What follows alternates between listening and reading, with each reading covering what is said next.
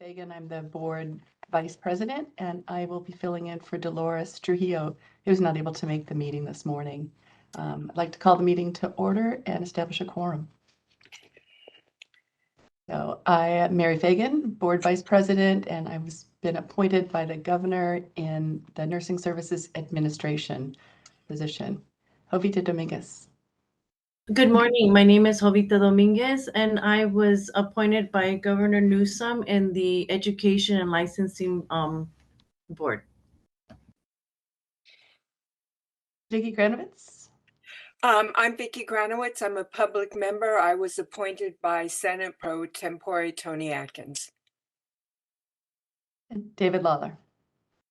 Morning, David Lawler, appointed by the governor in a public member role.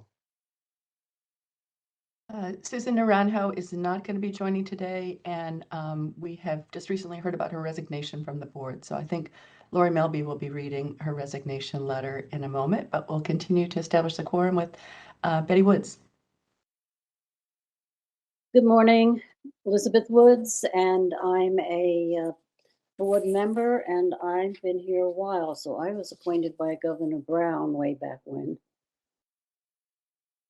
And Tricia Wynn. Hi, good morning, everyone. Tricia Wynn. I'm a public member appointed by Governor Newsom.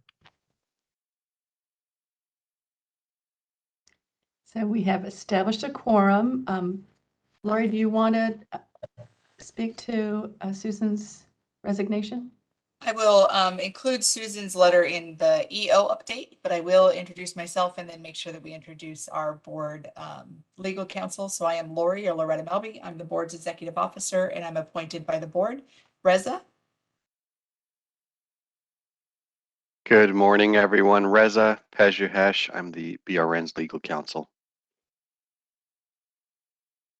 Okay, we've established a quorum, so we'll move on to item 2.0, general instructions for the format of the teleconference call. Mark. Good morning. This is the BRN moderator. I will be moderating the meeting. To facilitate public comment, we will be utilizing the WebEx question and answer feature.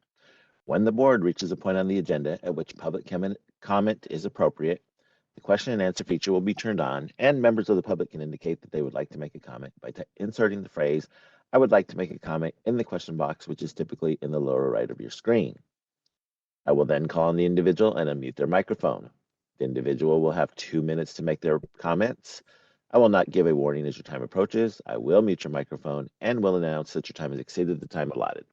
I will then move on to the next member of the public who has a comment. Please note that the question and answer feature is being used only as a means for members of the public to represent that they would like to make a verbal comment.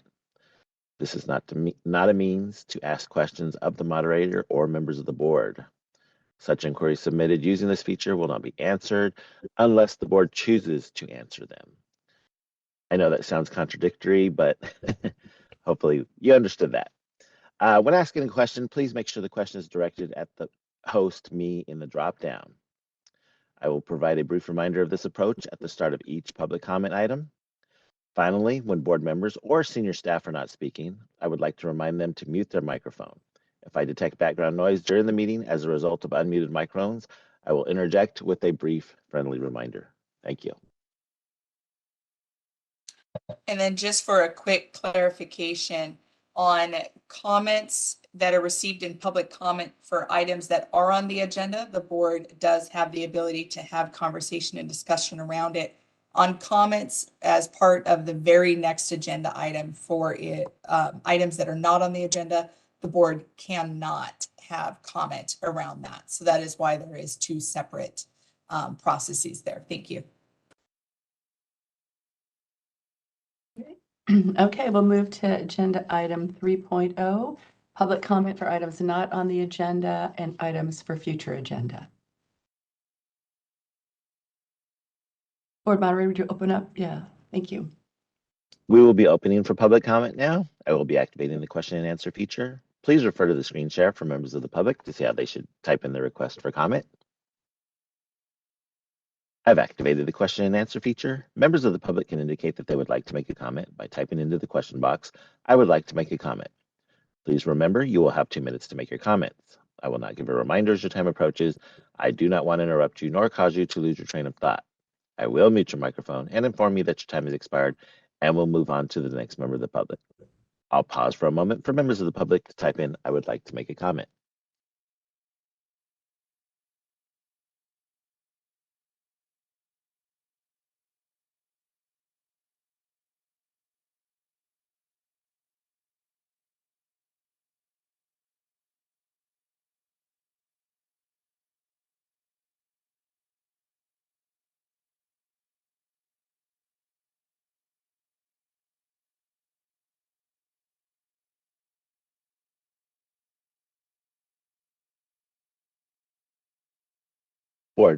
The board vice president, Mary Fagan. There are no public requests for comments. Would you like me to close this window?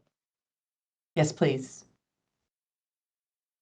I will move over to agenda item 4.0, review and vote on whether to approve the previous meeting minutes. Are there any comments from board members on the minutes?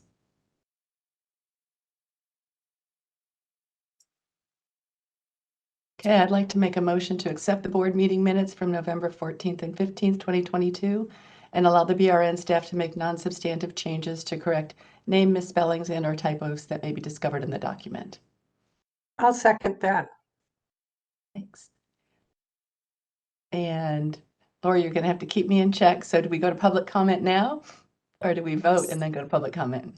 Public comment now, and then come back for a vote.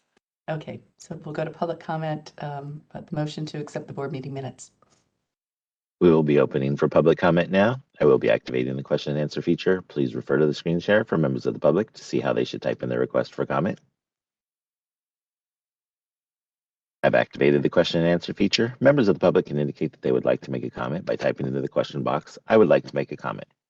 Please remember, you will have 2 minutes to make your comments. I will not give a reminder as your time approaches. I do not want to interrupt you nor cause you to lose your train of thought. I will mute your microphone and inform you that your time has expired and will move on to the next member of the public. I'll pause for a moment for members of the public to type in, I would like to make a comment.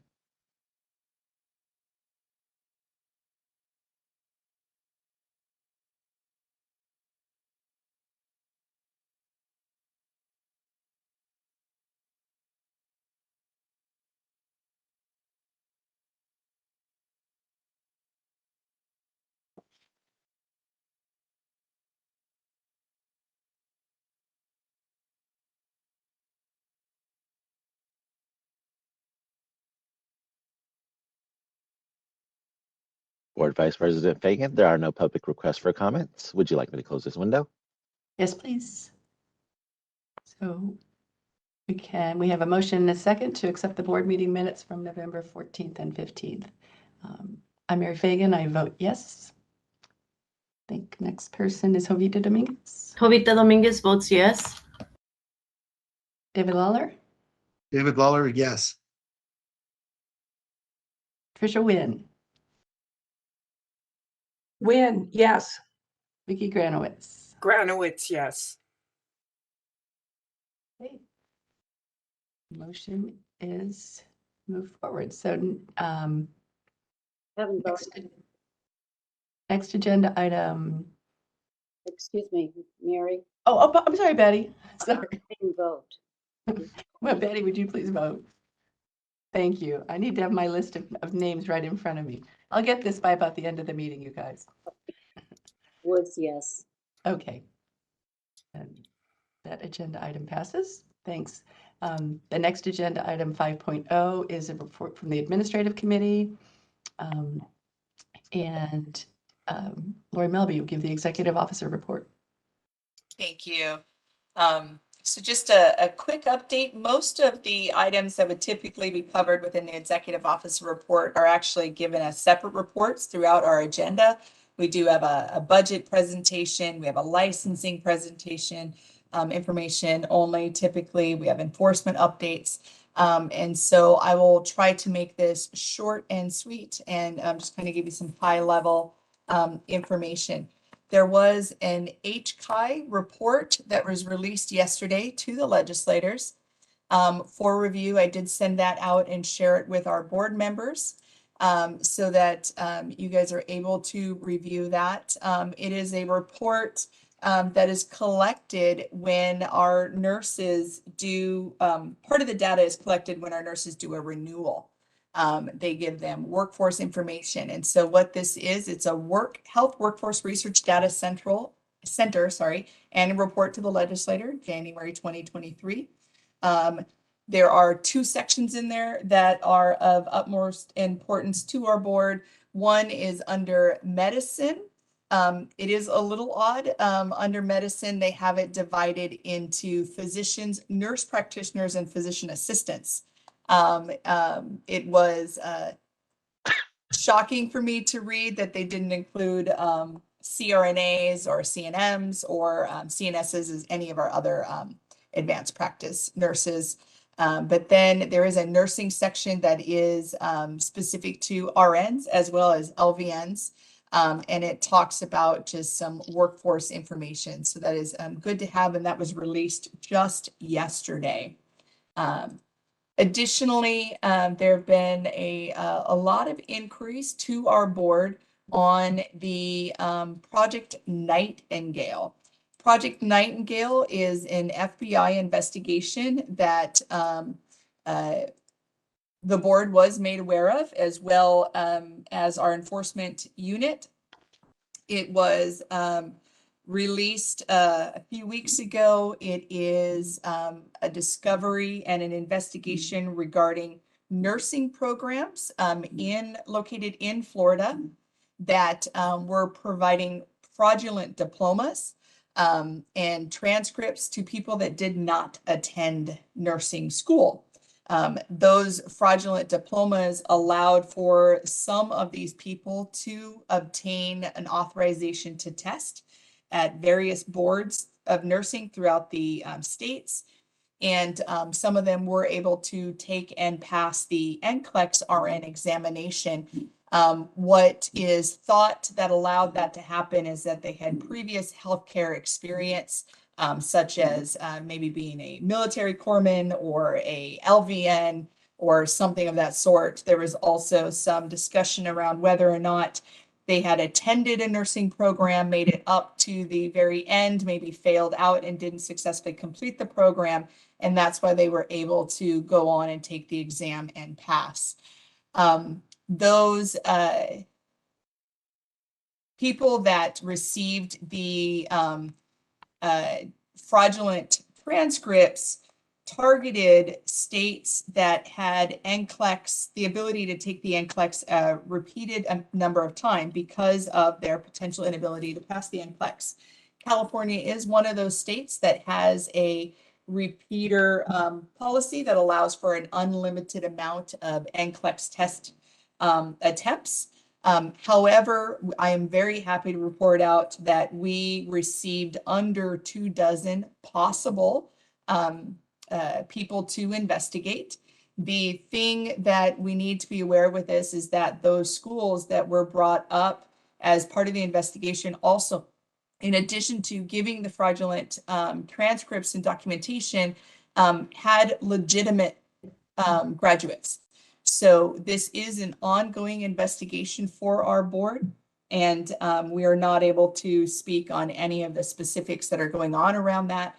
But our board has an amazing endorsement process where they require primary source documentation for every single course that a person completes that is required for licensure. And so we get primary source transcripts on all of our prerequisite courses, as well as our co-requisite and nursing specific courses.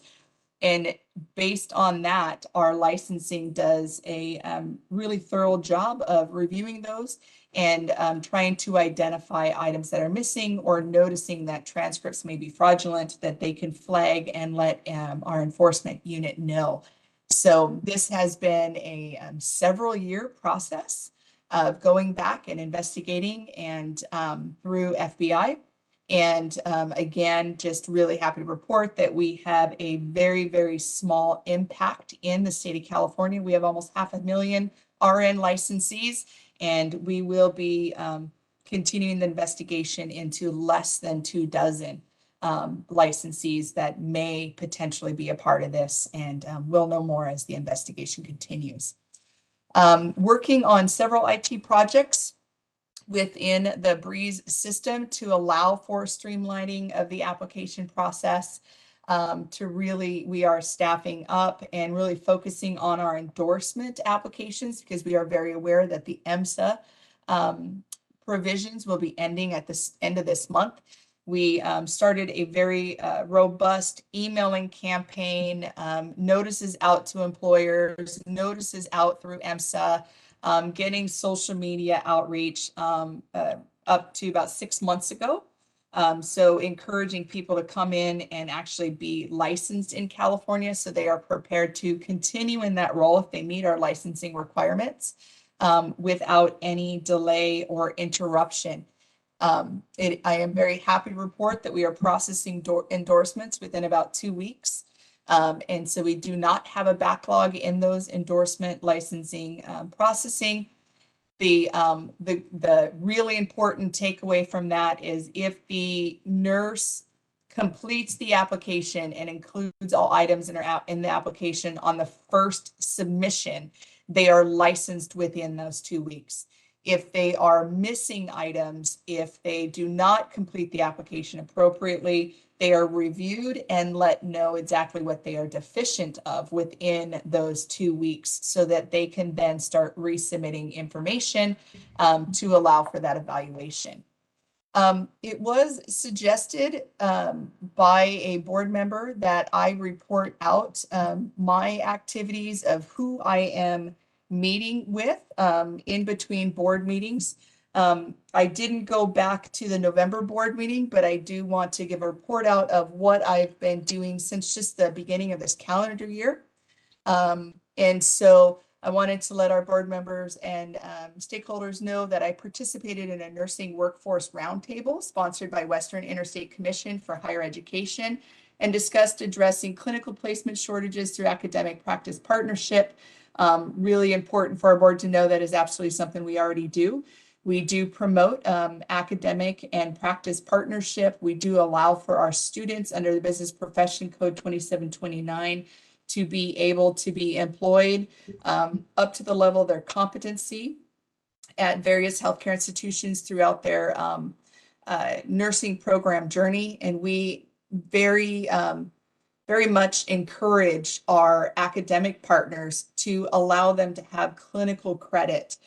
We have information for this on our website, and I can tell you that I'm aware that Kaiser utilizes this, Scripps utilizes this, and Sharp Healthcare Systems utilize this. They also discussed strategies for developing nursing education workforce, including addressing disparities contributing to nursing faculty shortages.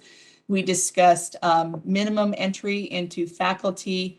I shared with them our board's responsibility with that, and our qualifications, which allowed for people with bachelor's degrees to enter into nursing academia as an assistant instructor.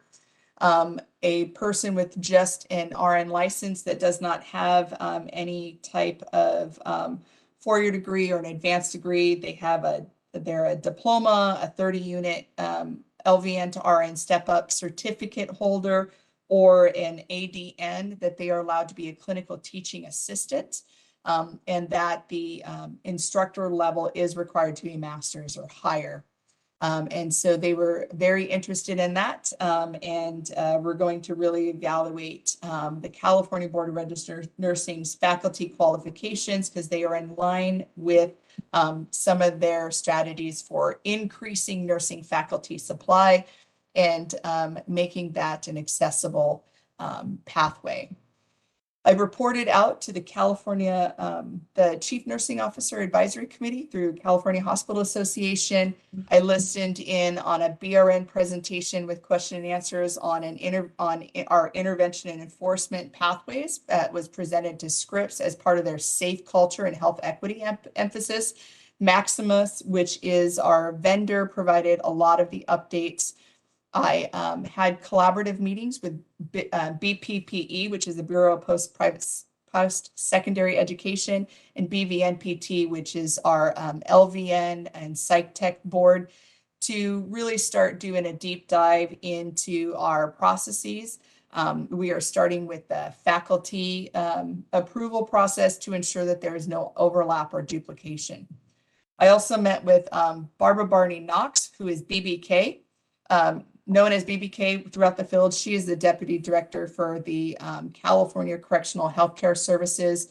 We met to talk about apprenticeship pathways and facilitating contact with the COADN and CACN, and that's the Associate Degree Nursing, as well as the College of, the Commission on College of Nursing for the BSN programs. And she is asking to be present in an upcoming joint meeting. They typically hold those in the fall. And so we will be trying to get that going. I also met with the National Councils of State Boards of Nursing. I participated in the executive officer orientation, as well as working on a process with our licensing team to allow for electronic transmission of our accommodation requests that come in for our applicants who are seeking special accommodations for the NCLEX testing. And so we're looking to streamline that. NCSBN thought that it was a great idea, and they are updating their process to be able to accept an electronic transfer of data on accommodations. And when that is built, we will be made aware, and we will then adopt our system to be able to transfer that data seamlessly through an electronic file transfer versus having to have employees access their system and directly input. I also met with the California Commission on Teaching Credentialing. We are looking at updating our faculty approval process and streamlining that, and trying to provide some really robust data, tracking faculty growth or recession, allowing for regional numbers to be gathered, and really just reviewing that process completely. So we met with experts in the field on getting that credentialing process done. They also do, the California Commission on Teaching Credential also approve all of their programs that teach new nurses. And so we actually started a conversation on that. I'm looking at the process that they use for approving their teacher credentialing programs, which is very similar to what we do as our board when we are approving the nursing programs that create our new nurses. So we are very much in alignment with them, and I'm interested to continue those conversations and see what we can come up with. And so at that point, that updates my executive officer report and the stakeholder meetings that I've had in the last month since the first of the year. If that's something that the board appreciated, I will plan to continue to update that moving forward at the board meetings. That's not something that I've done in the past, and based on feedback from our board members, I did that this time, and I'm available for any questions. I appreciate it, Lori. It's David Lawler. Thank you very much for that. Very informative. Thank you, David. Yeah, this is Tricia. Me too. It's very interesting. Thank you very much. I wouldn't have thought to ask you about it, but it is kind of interesting to see the depth and breadth of kind of where we are. So thanks. Yeah, there is a lot of outreach, a lot of stakeholder engagement, and I think that's the majority of my job. It's going to all of those meetings and interacting and sharing information and educating.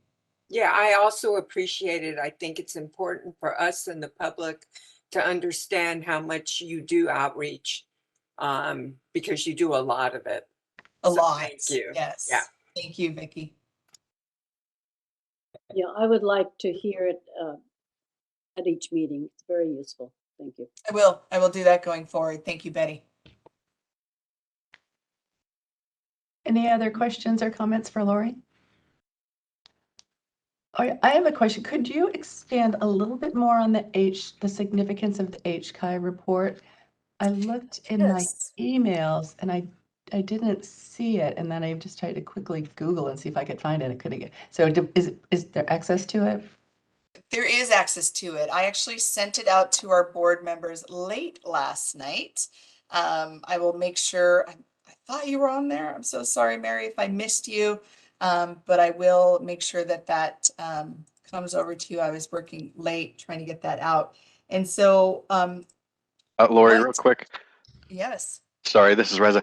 Is that something that is on the meeting materials? And if not, can it be just added with a link Just- later on? Yeah, it is very high level real quick. And then we actually do have HCI presenting. And so just real quick, this was part of a bill that was introduced a couple years ago. And it required HCI to collect data on all sorts of workforce specific to health care.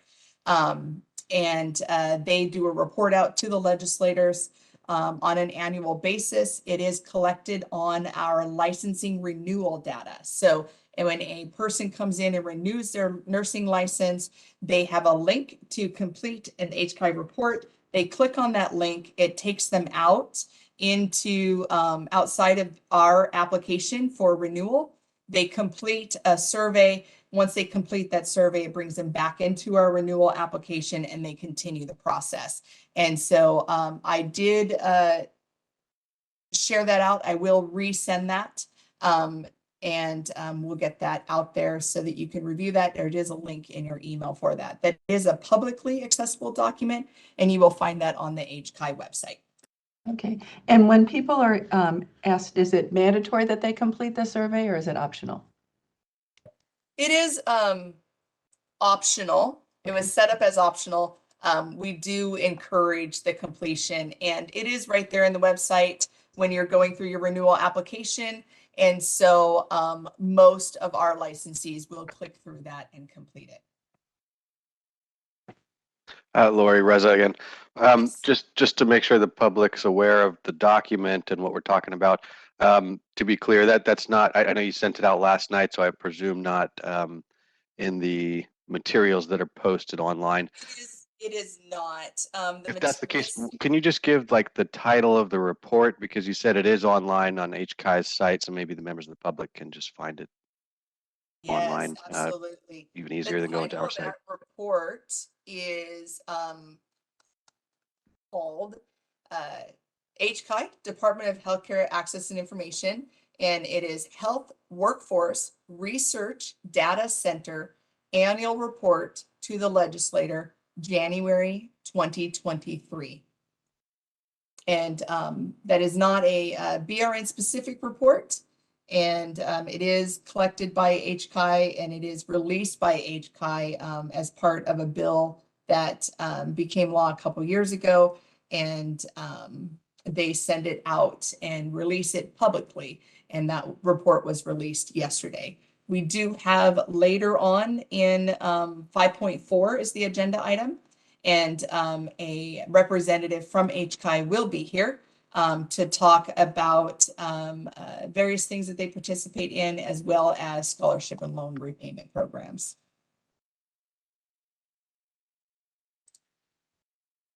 All right. And we could add this to the materials to get posted on our website, Reza. And I believe I shared that with you last night as well. Okay, any other comments or questions for Lori? We take this to public comment? Yes. We will be opening for public comment now. I will be activating the question and answer feature. Please refer to the screen share for members of the public to see how they should type in their request for comment.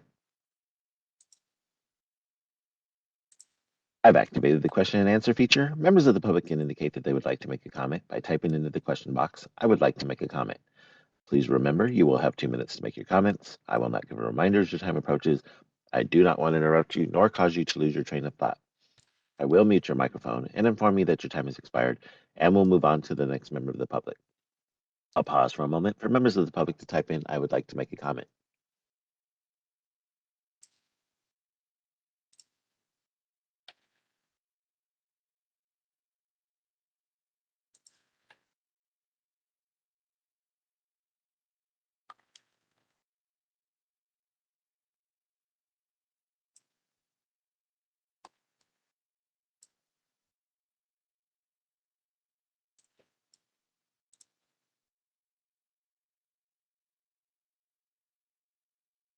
Board Vice President Fagan, there are no public requests for comments. Would you like me to close this window? Yes, please. Do we need to take a vote on your report, Lori? No, it is information only, so there does not need to be a vote. Okay. Sorry, we'll move right on to the next update. I'm not going to give a huge update on that. The information is on our website. It is the strategic plan and goal progression. What I do want to do is open it up to the board members to see if they had any questions on any of the sections that had been updated. We're just continuing to move through this process. We have several goals that we're trying to meet within the next couple of years. This is a strategic plan that goes through 2025, and we do quarterly report out. So I want to make sure that you guys have any questions, and if you do, we're here to answer them.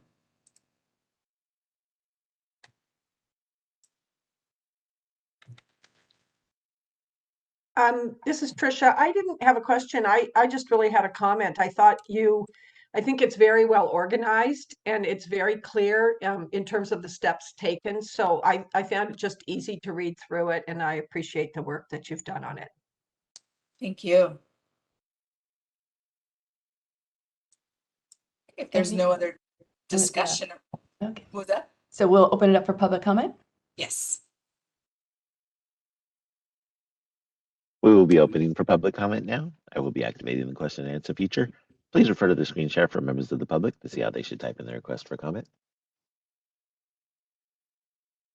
I've activated the question and answer feature. Members of the public can indicate that they would like to make a comment by typing into the question box, "I would like to make a comment." Please remember, you will have 2 minutes to make your comments. I will not give a reminder as your time approaches. I do not want to interrupt you nor cause you to lose your train of thought.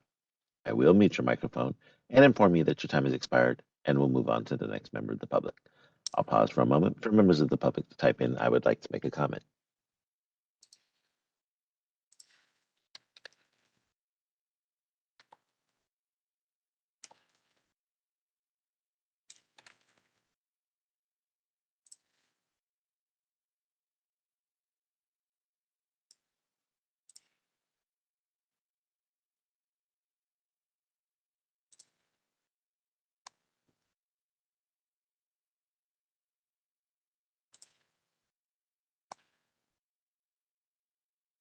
Board Vice President Fagan, there are no public requests for comments. Would you like me to close this window? Yes, please. Okay, we'll move on to agenda item 5.3, informational only, the registered nursing fund condition. Thank you. I'm looking to see if Susan is in our attendees. Yes, can you please elevate Suzanne Balkis, please? Board moderator.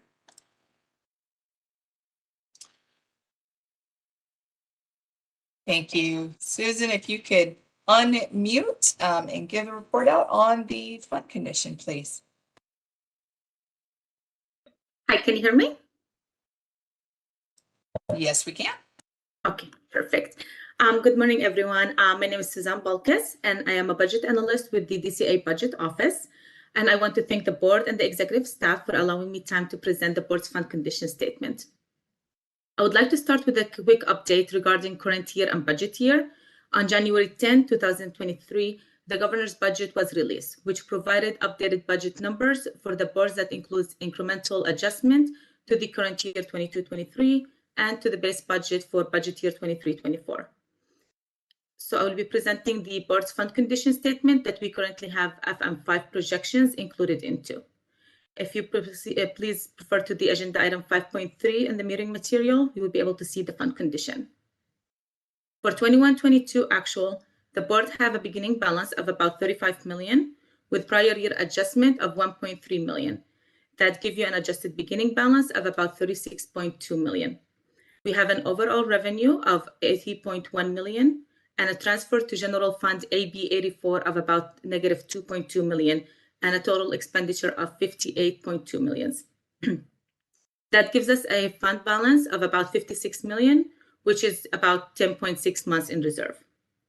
For current year, which is 22-23, The board have a beginning balance of about 56 million, projected total revenue of about 77 million, and we are tracking an overall projected FM5 expenditure of about 63.5 million. With that expenditure and revenue, we currently have a fund balance of about 69.5 million, which gives you about 12.5 months in reserve. And budget year is based on the Budget Act, and budget year +1 is based on realize. And we do not have any concern for this fund. Please let me know if you have any questions.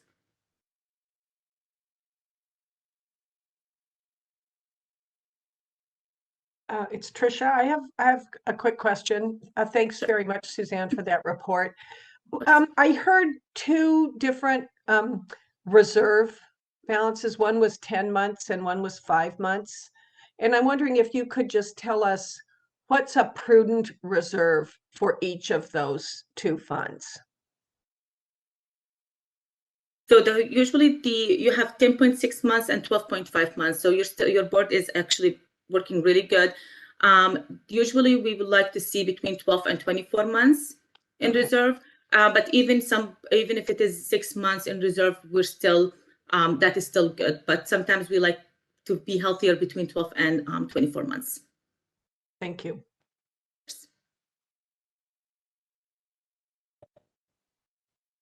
Are there any other questions for Suzanne? Okay, let's take this to public comment. We will be opening for public comment now. I will be activating the question and answer feature. Please refer to the screen share for members of the public to see how they should type in the request for comment.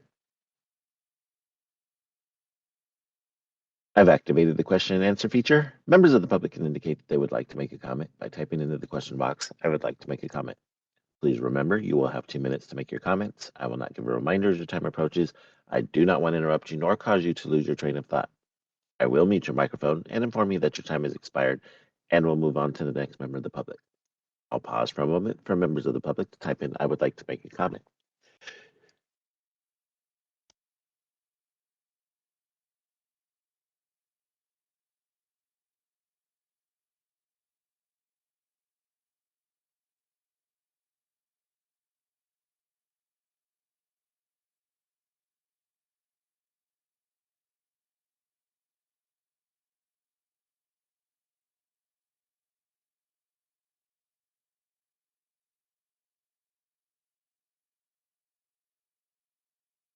Board Vice President Fagan, there are no public requests for comment. Would you like me to close this window? Yes, please. Thank you so much. Thank you. Thank you. Agenda item 5.4 is the informational only presentation by the Department of Healthcare Access and Information, HCI, as we were just discussing on the scholarship and loan repayment programs for nursing students. Yes, thank you. I am looking for, Karen Rizal is here and elevated, and she will be doing the presentation on the HCI process. Thank you, Karen. It's all yours. Good morning. Thank you very much for the invitation to speak to the board today. My name is Karen Rizal, and I'm Deputy Director with Health Workforce Development at HCI. So I'm looking forward to talking with you about the nursing programs that we support at HCI, as well as the work on the research data center that was discussed a little bit earlier. Next slide, please. So at HCI, just to kind of reinforce that our mission is really about expanding equitable access to quality, affordable health care through facilities, through actionable information, and the health workforce each community needs. On the next slide, our vision at HCI, and we've been doing some work to update our strategic plan in the last year since in 2021 when OSHPD became HCI. And so our vision really is a healthier California where all receive equitable, affordable, and quality health care. On the next slide, so this just is an overview of HCI program areas. Besides the workforce information that we'll discuss today, we collect a lot of data and share a lot of that data out publicly. We have our new Office of Healthcare Affordability, which is just put into into legislation this year, but we also support facilities through financing and construction. On the next slide. So for the health workforce development, the work that I want to be talking about today, it's really it has its main focus. Our main focus is to support and increase a health workforce that serves in medically underserved areas, represents the California it serves. We know that we have a diverse California that we're serving, and so we want to have a workforce that is representative of who it's serving, but also to be able to serve Medi-Cal members. And so those three objectives really put a frame on all of the health workforce programs that we operate. And we do that through kind of three main areas. One is to expand the capacity of organizations to train more professionals. Secondly, to support students and professionals in pursuing health degrees, as well as being able to serve in underserved areas through scholarship and loan repayments. And then we have organizations to build the pipeline. We recognize that we not only do we need to be supporting now in terms of what are we doing to support the workforce now and build it, but also what are we doing to build the workforce of tomorrow. On the next slide, I'm going to talk a little bit about our nursing workforce programs that we have, that we operate at HCI. So as you know, the funding from the licensure fees for registered nurses funds several programs that we operate at HCI. One of them is our Associate Degree Nursing Scholarship Program that's funded through a surcharge. Eligible applicants receive funding to be able to, and then serve an obligation once they graduate. All of our programs, again, if they require some sort of obligation, serving in an underserved community or an underserved facility. As you can see, in 2021, the awards we were able to make, we're in the process now of just completing a little bit of 2022, and our actually our application cycle for our scholarship programs is open now and closes at the end of the month. The other program, next slide please. The other programs is the Bachelor of Science Nursing, again funded through licensure fees primarily, but it's supporting the students pursuing a BSN degree. And you can see that in last year, we were able to award essentially all of the funding that we received through the licensing fees goes directly out to awarding students. Next slide. Then the other one is our LVN to ADN. How we build that pathway is very important, as you know. And so this also allows students who are enrolled in this pathway program to be able to be supported while they're going to school. And in this program, we were able to award 3 awards in 2021. And again, the scholarship application process is open right now. Next slide, please. We also have our loan repayment program for Bachelor of Science nurse trained professionals. And that is for BSN graduates who are serving in an underserved area who agree to do a service obligation, receive loan repayment. And as you can see, we were able to make significant awards. We have some updated numbers from this year. Now, we get about, I think, close to $1 million to supporting from the licensure fees. We've been fortunate in the last year to receive some other funding sources that are able for us to really maximize and increase the number of BSN trained students who are serving in California. Next slide. We also have, I want to talk about the other programs that we operate to support nurses. And one of them is our California State Loan Repayment Program. This is funded through a grant from a federal grant, and it is supporting a variety of nurses who are agreeing to serve in a shortage area. in California.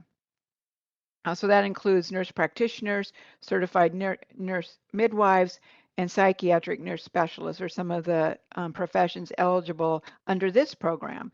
And as you can see, we were able to make 115 awards totally. There's not all for nurses, but in terms of the awards we're able to make to this program, it essentially supports what we consider primary care providers serving in shortage areas. Next slide. We also have another program that's funded through a grant from the County Medical Services Program, a loan repayment program that supports providers serving in one of the 35 CMSP counties, and that includes nurse practitioners. And so you can see the number of nurse practitioners that we're able to award to serve in underserved areas in California. So that is a summary of our scholarship and loan repayment programs. So I want to spend some time talking about some of the other programs that HCI operates to support nursing. And one of them is our longstanding Song Brown program. Our Song Brown program has actually been in operation longer than HCI and OSHPD together has been in operation. And that program is supporting programs that have the purpose of graduating individuals to practice in medically underserved areas who enroll underrepresented groups into their programs, to train in medically underserved areas, and to train especially in areas where there are Medi-Cal recipients. And so one of the categories of our Song Brown program, besides the ones supporting besides supporting primary care residents, is we have two. We have our RN program that I'm going to talk about today, which supports pre-licensure RN programs. That can award up to $900,000 for an RN program. So this is intended to support those programs that are training nurses. And as you can see in 2022, we were able to award over $9 million to programs training nurses, and with the intent to support them and expand the number of nurses that they're able to train. We're in the process right now of our current funding cycle and expect to make awards for that at the end of this month. We also have our Song Brown program that supports family nurse practitioners. And that is a cycle that will open later this year, but it supports training programs that train family nurse practitioners as well as physician's assistants. One of the things we were able to add to our program last year for the family nurse practitioners is the support of midwifery. We're recognizing how important midwifery is to care in California. And so we were able to award 2 midwifery programs that operate in California. Next slide, please. So the other programs that we have that expand the capacity of us to train more professionals is we have what we call our psychiatric education capacity expansion program, and that's a large umbrella that includes training psychiatric mental health nurse practitioners, recognizing the important role that they play in delivering care. And so that program awards programs that agree to train and support and expand training in underserved areas in California. And as you can see in the last round that we made, we were able to support programs that would allow us to train 703 new psychiatric nurse practitioner students. Next slide. So as I mentioned, also kind of building the pipeline, these programs are fairly new for us in terms of we received ongoing funding through the state budget to be able to really build a pipeline program. And so we call the suite of programs our Health Professions Career Opportunity Program based upon the statute. And then we have two kind of sub-programs that operate within that suite, really intended to mentor, to support, to recruit students, especially from diverse and underrepresented backgrounds, to be supported and mentored to pursue health careers. And that's something that's open to all occupations. So that includes nursing, that includes behavioral health, primary care. But we're very excited about the opportunity to partner with organizations to recruit the next generation of health professionals. We also have our Health Careers Exploration Program, which is really those short-term exposure opportunities that are career conferences or workshops that expose students to health careers. And again, this is open to organizations looking to support nursing students as well as other professions. Next slide, please. So as you were discussing a little bit earlier, I wanted to share kind of an update on our Health Workforce Research Data Center. As was mentioned, this was created with Assembly Bill 133 in fiscal year 2021 that created this Health Workforce Data Center within HCI to really be the central source of healthcare workforce education and data. And the statute directs us to collect the following data. As you can see, we want to learn about supply. We want to learn about where the health professions are distributed throughout the state. We want to understand diversity. We want to understand demand for this workforce and the educational capacity. Where are we training? How are we training? And so these are the general categories in which we are required to collect data. Next slide. So as mentioned earlier, through a partnership with Department of Consumer Affairs, we were able to begin to kind of modernize and update the information that we're collecting through all of the licensing boards. And this is the first time that we've been able to do that through all of the licensing boards at one time, to be able to start submitting data through the licensing survey, the renewal surveys that are issued when professionals go to renew their licenses. And the statute also really kind of articulates the type of information that we are requesting from licensees to really understand where they're practicing, hours spent in direct patient care, what kind of specialties, if any, people have. We want to understand the demographics of the workforce.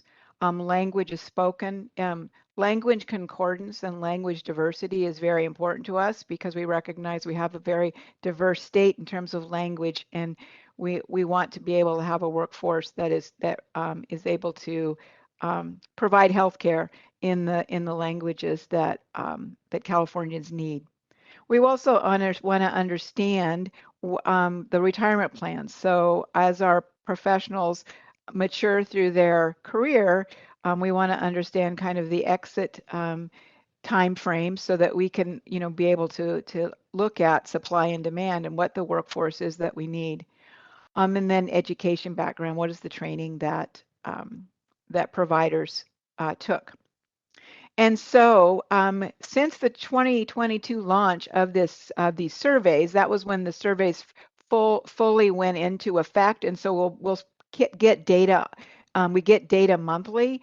And so, obviously it'll be a while before everybody has a chance to renew their license for us to get a complement for each of the professions. But as you can see, a vast number of RNs have taken the survey, and the response rate is near 90%, which is really wonderful. And we are so pleased and so happy that there has been such good participation in this, and that we ask that for each question that we ask for a response, but there is always a decline to state option in each one of them. So we always provide that opportunity, but we're really pleased to see the participation in the survey. And because we think that hopefully professionals understand that by completing the survey, it's really helping us being able to help build the workforce that we need with the data that we're collecting. So on the next slide, I just wanted to share on the next couple of slides some of the things that we learned from the data that we're starting to collect. And so, for example, you know, with RNs, we can see that you know, that might be some demographic underrepresentation. Again, preliminarily, we can see that there may be a underrepresentation amongst nurse practitioners, for example, with Hispanic populations. We can see that we can also look at trends. So we can look at trends to see that, well, what are we seeing in terms of newly licensed and where is that going? And so we can see that, you know, that there is an increased representation. What we do with the information is we kind of map that against what the percentage is in the population, and that allows us to see how we're doing. Because what we hope to see is that the lines would line up with the in terms of the population for that particular demographic group. So this is the kind of information that we're able to collect and share back as we collect this from licensing surveys. On the next slide, again, it's just another example of the data that we're able to turn into information. And so this kind of shows where nurses are throughout the state in terms of where registered nurses are, maybe where nurse practitioners are. So you can see the distribution in the state compared to the population, for example. So we really want to take a look at not only the numbers that we have, but also where they are, right? Are we meeting the need in, say, rural North or Imperial, California? We can also take a look at aging, and as we're talking about just, you know, as people progress, then they're moving into retirement, and so you can see where the need might be greater. You might see that you need to be focusing on building that workforce as there might be an older population that is looking to retirement. So again, this is an example of how we're able to use this data that we're collecting from our health professionals to be able to provide information about what's really going on. And then as we look at our workforce programs, how then we can correlate what we're doing to be able to address some of the gaps and needs that we're seeing. Next slide. So as was mentioned, I just wanted to share, because we were able to produce our first annual report to the legislature as the Health Workforce Research Data Center. And in this slide is a link to that. And so I appreciate that it was noticed, the press release that we put out yesterday in terms of making it known. I encourage, if you can, to take a look at it. And we have areas on each of the professions, including primary care medicine, including nursing, including behavioral health, et cetera. So we have a variety of charts, some of the charts you saw today, as well as other charts that we are putting together to be able to share data and make public the data that we're collecting and learning about through the licensing survey. And so, but we're also looking at how do we, in the future, we're looking at integrating additional data sources so that we kind of build this overall picture of the workforce, not only from the workforce that's in it, but from education data, from you know, other kinds of data. So we're working on that. We're also working on developing data products that we'll be publishing regularly to show the information that we're collecting. So the annual report is kind of our once a year report, but we want to be producing regular reports that allow us to kind of see information, including dashboards. We just through this particular annual report, we have a link to an example of kind of a data visualization where we're able to take the data and actually what we're trying to do is turn data into information that is usable for the public, for stakeholders, for people doing planning, etc. And so we just published the annual report yesterday. So thank you very much for help advertising it for us.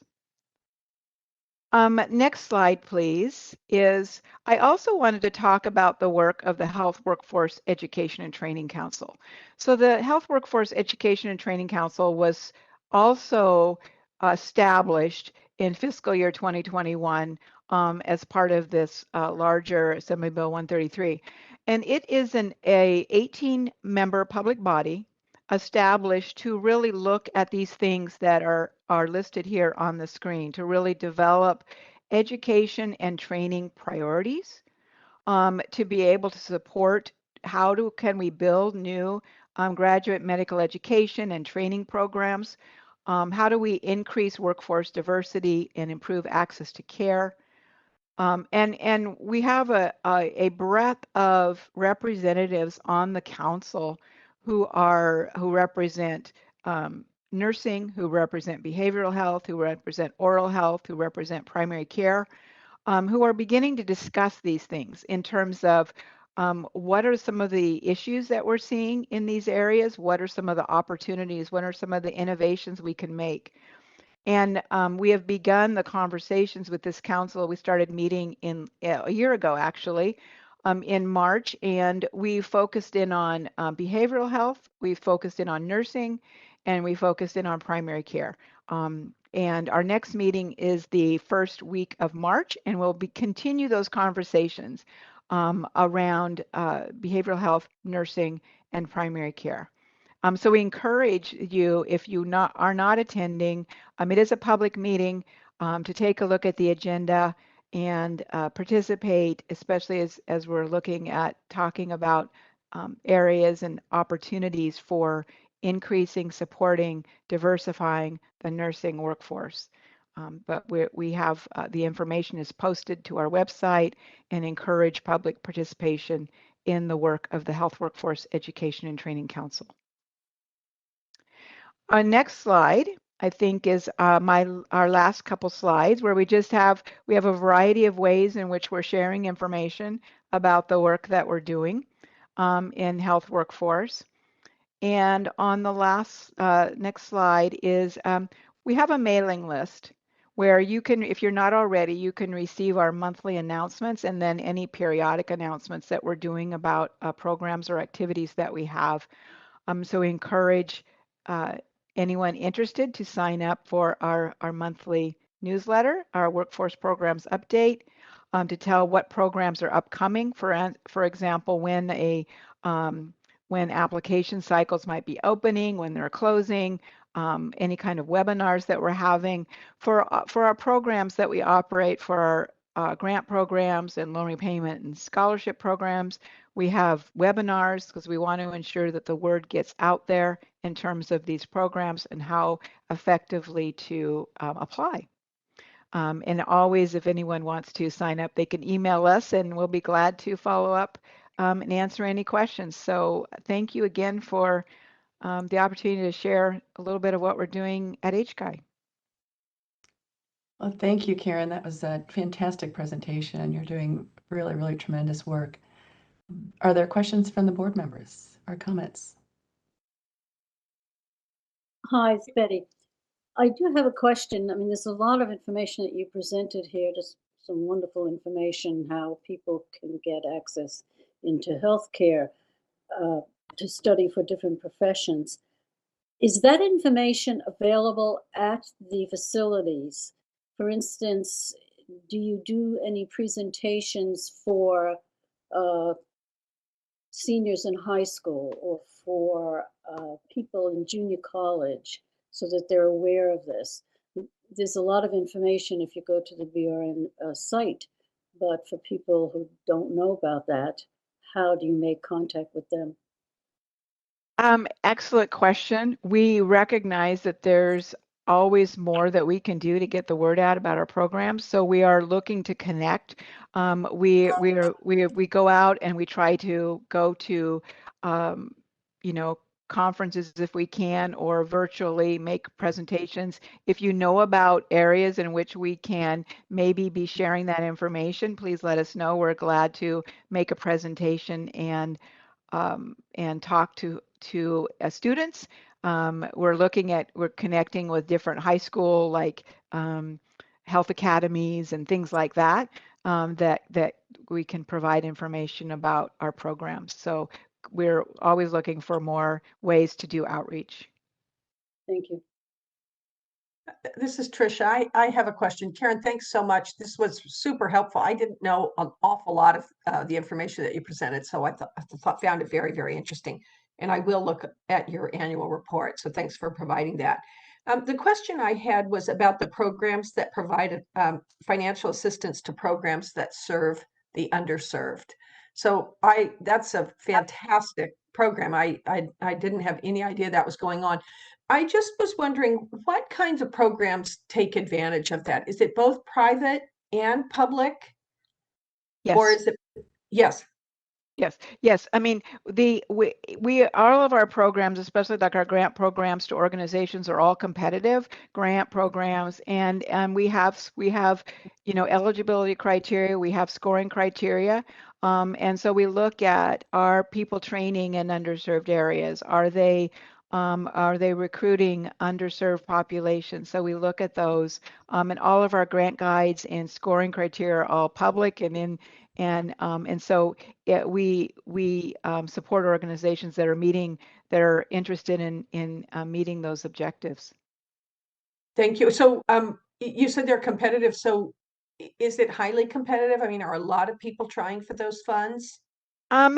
Yes, it can be. And many years we have funding that we have more applicants than funding for that. So, for example, the Song Brown Registered Nurse Training Program we have some base support that we receive in the budget every year, but many times we get many more applicants. We've been fortunate in the last couple legislative cycles to receive some additional funding, but ongoing, we have many people interested in our programs, and sometimes more applicants than funding.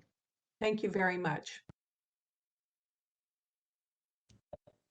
Karen, this is David Lawler. I don't have a question. I just have a comment of how impressive that data gathering is that you do, and those charts are very insightful. And I look forward to how all of the data that you do gather becomes information presented in a useful way as well. This is a wonderfully dynamic, very well managed, obviously, group. So thank you for this today. I appreciate it. Thank you. And I just want to also say that if you look at our reports, if there's information that you would like to see, please let us know, because we also want to be responsive to how the data we're collecting can support the work that people are doing. You know, Karen, one of the things that we've been challenged with, I think, or certainly I have as a board member, is when a nursing program, they're asking either to start a new campus or to increase their enrollment, is really how to balance the need in that community. And especially one of the things we're challenged with is, do they have clinical placements for new students? But how do you think this data that you're now providing is going to be able to help inform us as we make those decisions? Well, I know hopefully that one of the things that we can see, because we're also looking at kind of overlaying this with like where the training programs are, right? So we can see where there might be need, you know, and then as we the Workforce Council looks at this, as we look at this, is how do we support expanding into those areas where they are not already. Mm-hmm. And now, is there a specific definition of underserved that you use? We do. We have some statutory definitions in terms of underserved. Typically, it is some sort of geographic shortage. You know, a shortage area. It could be an underserved population.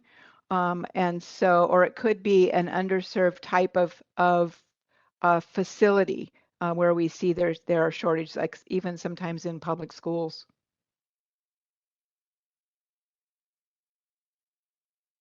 Thank you so much. Are there any other questions or comments for Karen? Really, really appreciate this. I think this data is going to be really helpful to us as we move forward. Shall we take this to public comment? We will be opening for public comment now. I will be activating the question and answer feature.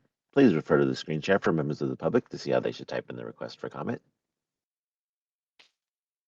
I've activated the question and answer feature. Members of the public can indicate that they would like to make a comment by typing into the question box, "I would like to make a comment."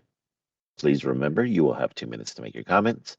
I will not give a reminder as your time approaches. I do not want to interrupt you nor cause you to lose your train of thought. I will mute your microphone and inform you that your time has expired, and we'll move on to the next member of the public. I'll pause for a moment for members of the public to type in, "I would like to make a comment." Carmen Comsty would like to make a comment. 1 second, please.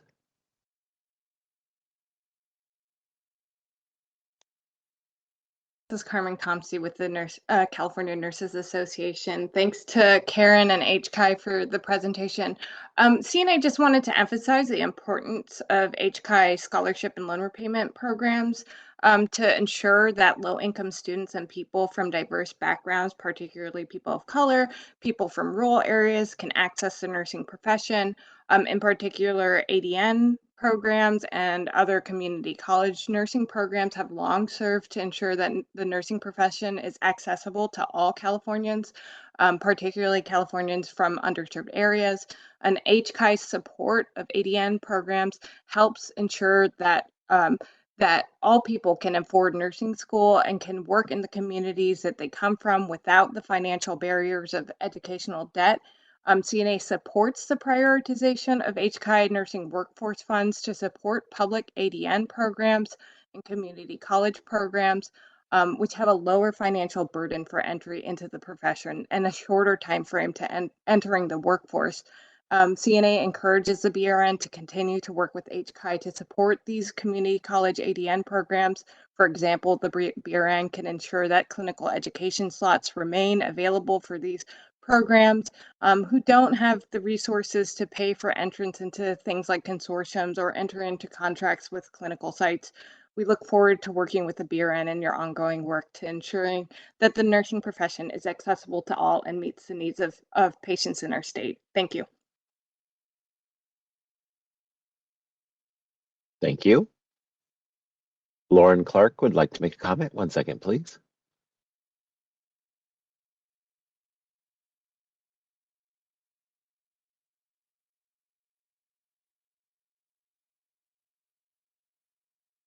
The Shapiro Family Endowed Chair in Developmental Disabilities Studies at UCLA and the School of Nursing. And I would like to just comment that the definition of underserved is being academically discussed to potentially include more people with disabilities. And we know in California and throughout the country, 1 in 3 households has a person with a disability residing there.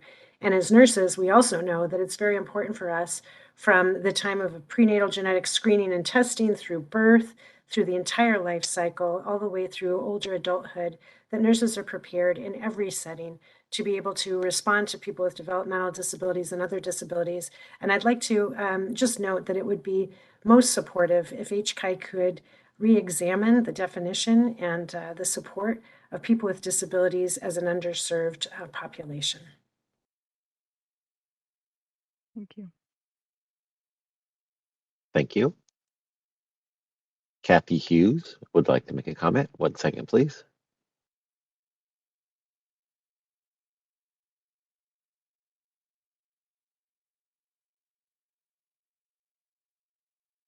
Director of the Nurse Alliance of SEIU California.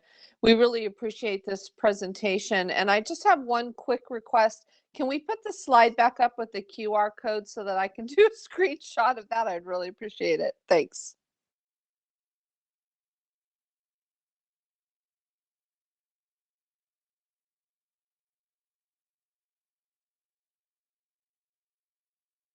Thank you. Karen, this Or- is Lori, the executive officer. Are we able to post your presentation to our website as board materials? Are you willing to Yep, share that? certainly. Glad to share it. Perfect. Thank you so much. Board Vice President Fagan, there are no other public requests for comment. Would you like me to close this window? Yes, please.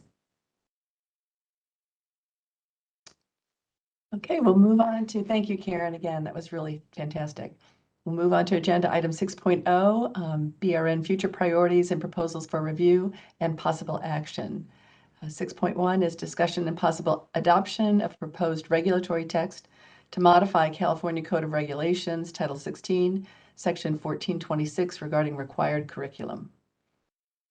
Thank you. Board moderator, can you elevate Heather Hoganson, please? Okay, and why he elevates her, not modifies, sorry. I do want to kind of just open up this discussion. This was a board regulatory package language update brought forward I believe a year ago to talk about updating the education requirements for our pre-licensure nursing programs, as well as the licensing requirements for people coming in from out of state and endorsing in. And that was language that was accepted by our board. We went ahead and were moving forward with the regulatory package, but during our sunset process, it was picked up by legislative staff, and they went ahead and updated the requirements to be included in our sunset bill, and that became law. So the everything that is outlined in our current California Code of Regulations 1426 remains the same. The only thing that has been changed is the 75% requirement for direct patient care. That was altered in the sunset bill to now be 500 hours in direct patient care, with a 30-hour minimum direct patient care requirement for all nursing content areas. With that, we did start that implementation process. We've worked with our NECs to provide some guidance on that. We also filed for what we would consider a non-substantive change as a Form 100, because we believe that the 75% in direct patient care directly conflicted with the new 500-hour requirement for direct patient care. That did not go through as a non-substantive change, and therefore we're having to come back and pursue a regular rulemaking package to have that sentence in 1426 G2 removed, so that there is no confusion for our pre-licensure nursing programs over the requirement for direct patient care. So we are not adding new language to this. We are simply striking out one sentence of 1426 G2. And that is the reason behind it. And I will open it up to Heather Hoganson for any other additional information that she may choose to add. Thanks, Lori. Yeah, as Lori mentioned, this would be a small change.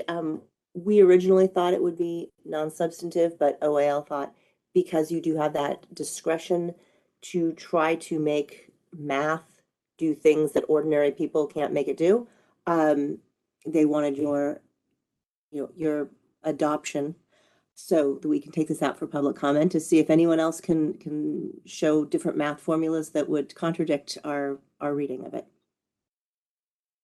As Lori mentioned, it is just one sentence at the very end of the regulation.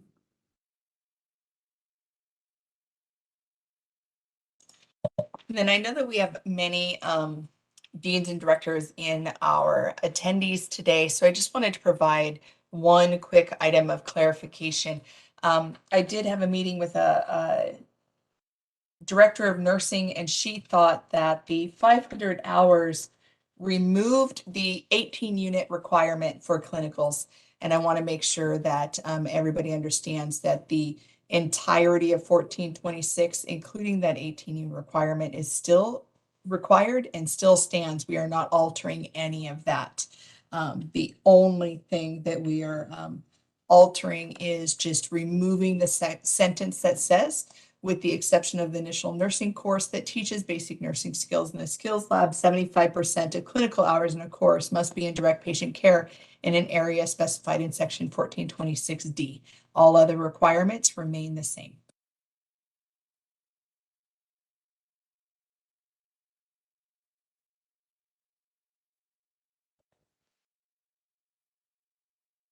Are there any questions for Lori or Heather about this from the board members?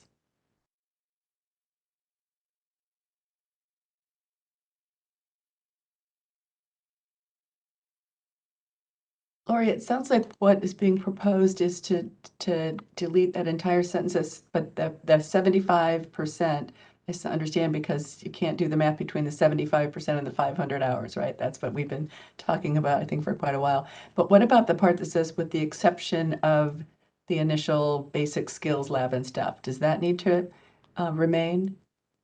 It does not need to remain. With the exception of initial nursing course that teaches basic nursing skills, allowed for the program directors to do 100% skills lab or simulation. There was zero requirement for that course to contain any direct patient care hours.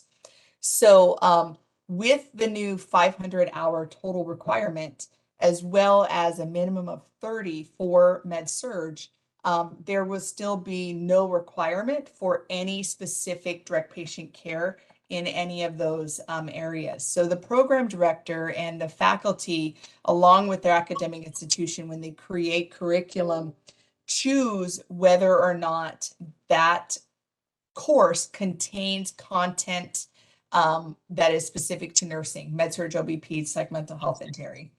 And if they do not build the fundamentals of nursing course to have a specific inclusion of any of that content, there is zero requirement for that to be in a direct patient care setting. Additionally, if they cover that 30 hours in Med-Surg 1, then that minimum requirement is already captured and done, and again, would have no requirement for any direct patient care in that fundamentals of nursing course. So this allows for much greater flexibility for the program directors to build the curriculum the way that they see fit for their specific demographic. It helps to align with what the community resources are for clinicals and allows them to have greater ability to incorporate simulation and other learning experiences into their curriculum.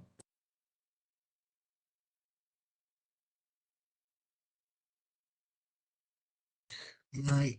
I would say I'm not a math person, I'm an English person, but I was delighted by that presentation, Heather, explaining the conflict in such a short and sweet way with the math. As an English person, I love cleaning up regulatory language as best as we can. So thank you for this.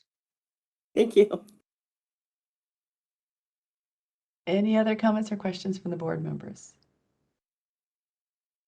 Okay, I'd like to make a motion to approve the proposed regulatory text for Title 16 California Code of Regulations, Section 1426, as shown in the materials. Direct staff to submit the text to the Director of Department of Consumer Affairs and the Business Consumer Services and Housing Agency for review. Authorize the Executive Director to take all steps necessary to initiate the rulemaking process, make any non-substantive changes to the package, and set the matter for a hearing if requested. If no relevant adverse comments are received during the 45-day comment period and no hearing is requested, authorize the executive officer to take all steps necessary to complete the rulemaking and adopt the proposed regulations as noticed. Jovita seconds. Thank you. Okay. I'd like to take this to public comment. We will be opening for public comment now. I will be activating the question and answer feature. Please refer to the screen share for members of the public to see how they should type in their request for a comment. I've activated the question and answer feature. Members of the public can indicate that they would like to make a comment by typing into the question box, "I would like to make a comment." Please remember you will have 2 minutes to make your comments. I will not give a reminder as your time approaches. I do not want to interrupt you nor cause you to lose your train of thought. I will mute your microphone and inform you that your time has expired, and we'll move on to the next member of the public. I'll pause for a moment for members of the public to type in, I would like to make a comment. Alice Martinegra would like to make a comment. 1 second, please. I'm sorry, Martinegara.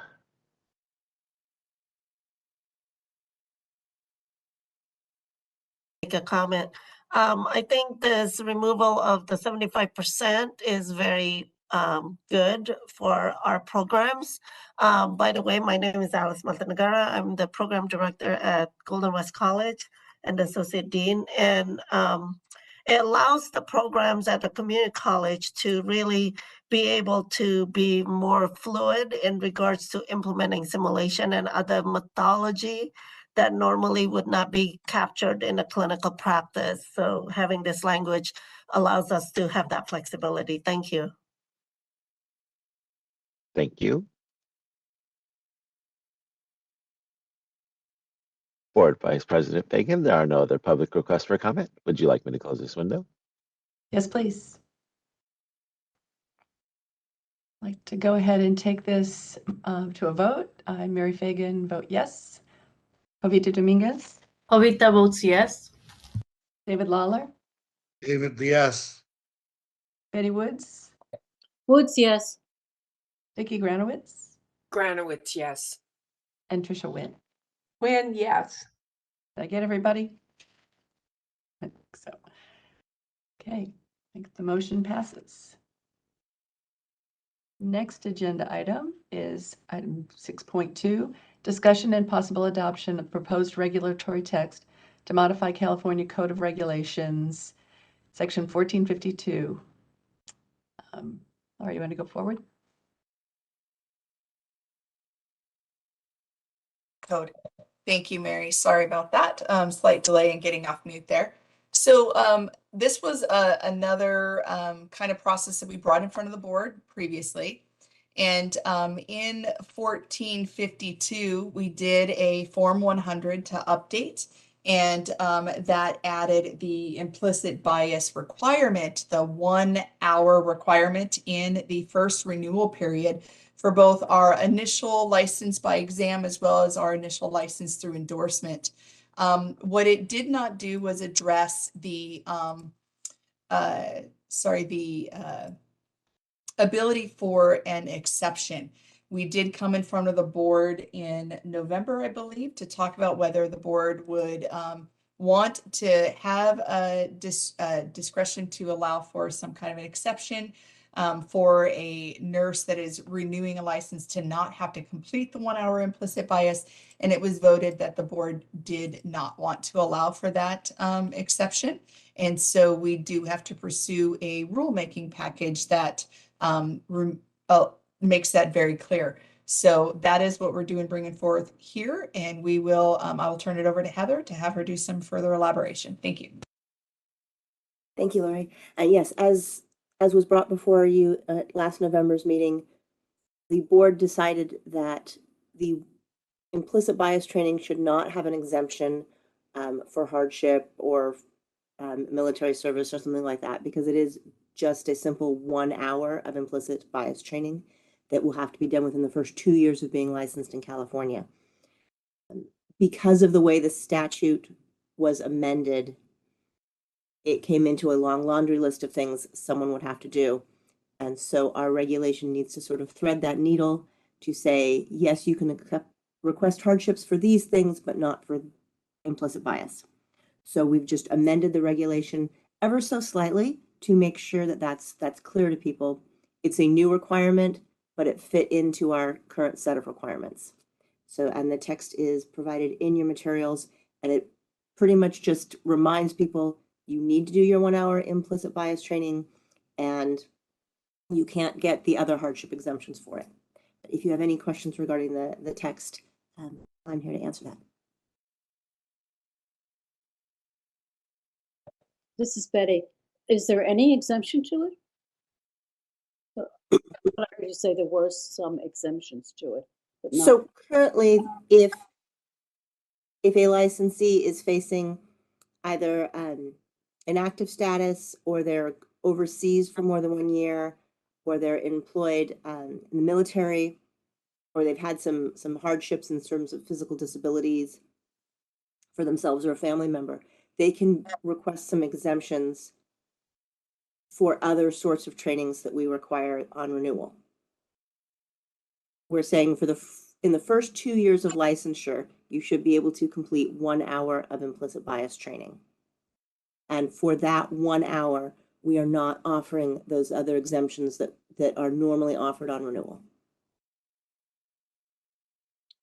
Is this eventually going to be spoken about within the nursing education within the schools? There's separately requirements that curriculum address implicit bias.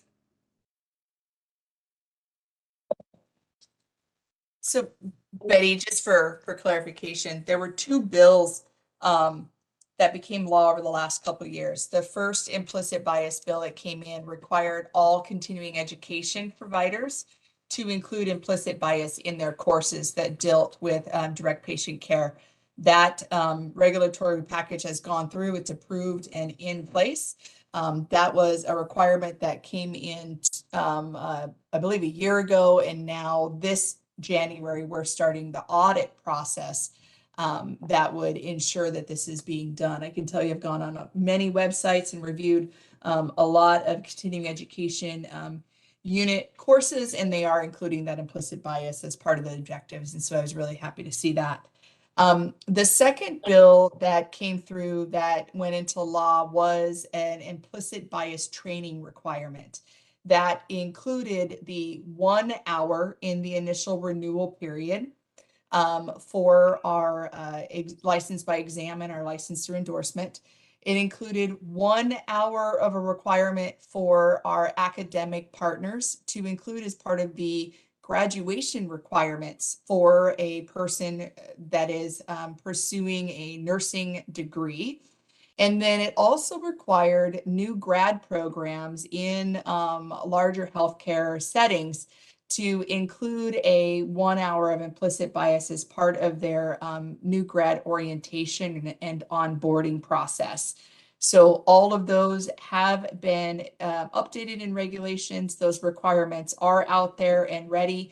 We did come forward to our board previously where our board voted not to allow for a 1 hour exemption in the first renewal process because it is over 2 years. Typically for renewal and 1 hour, it could be done online at any point in that time period.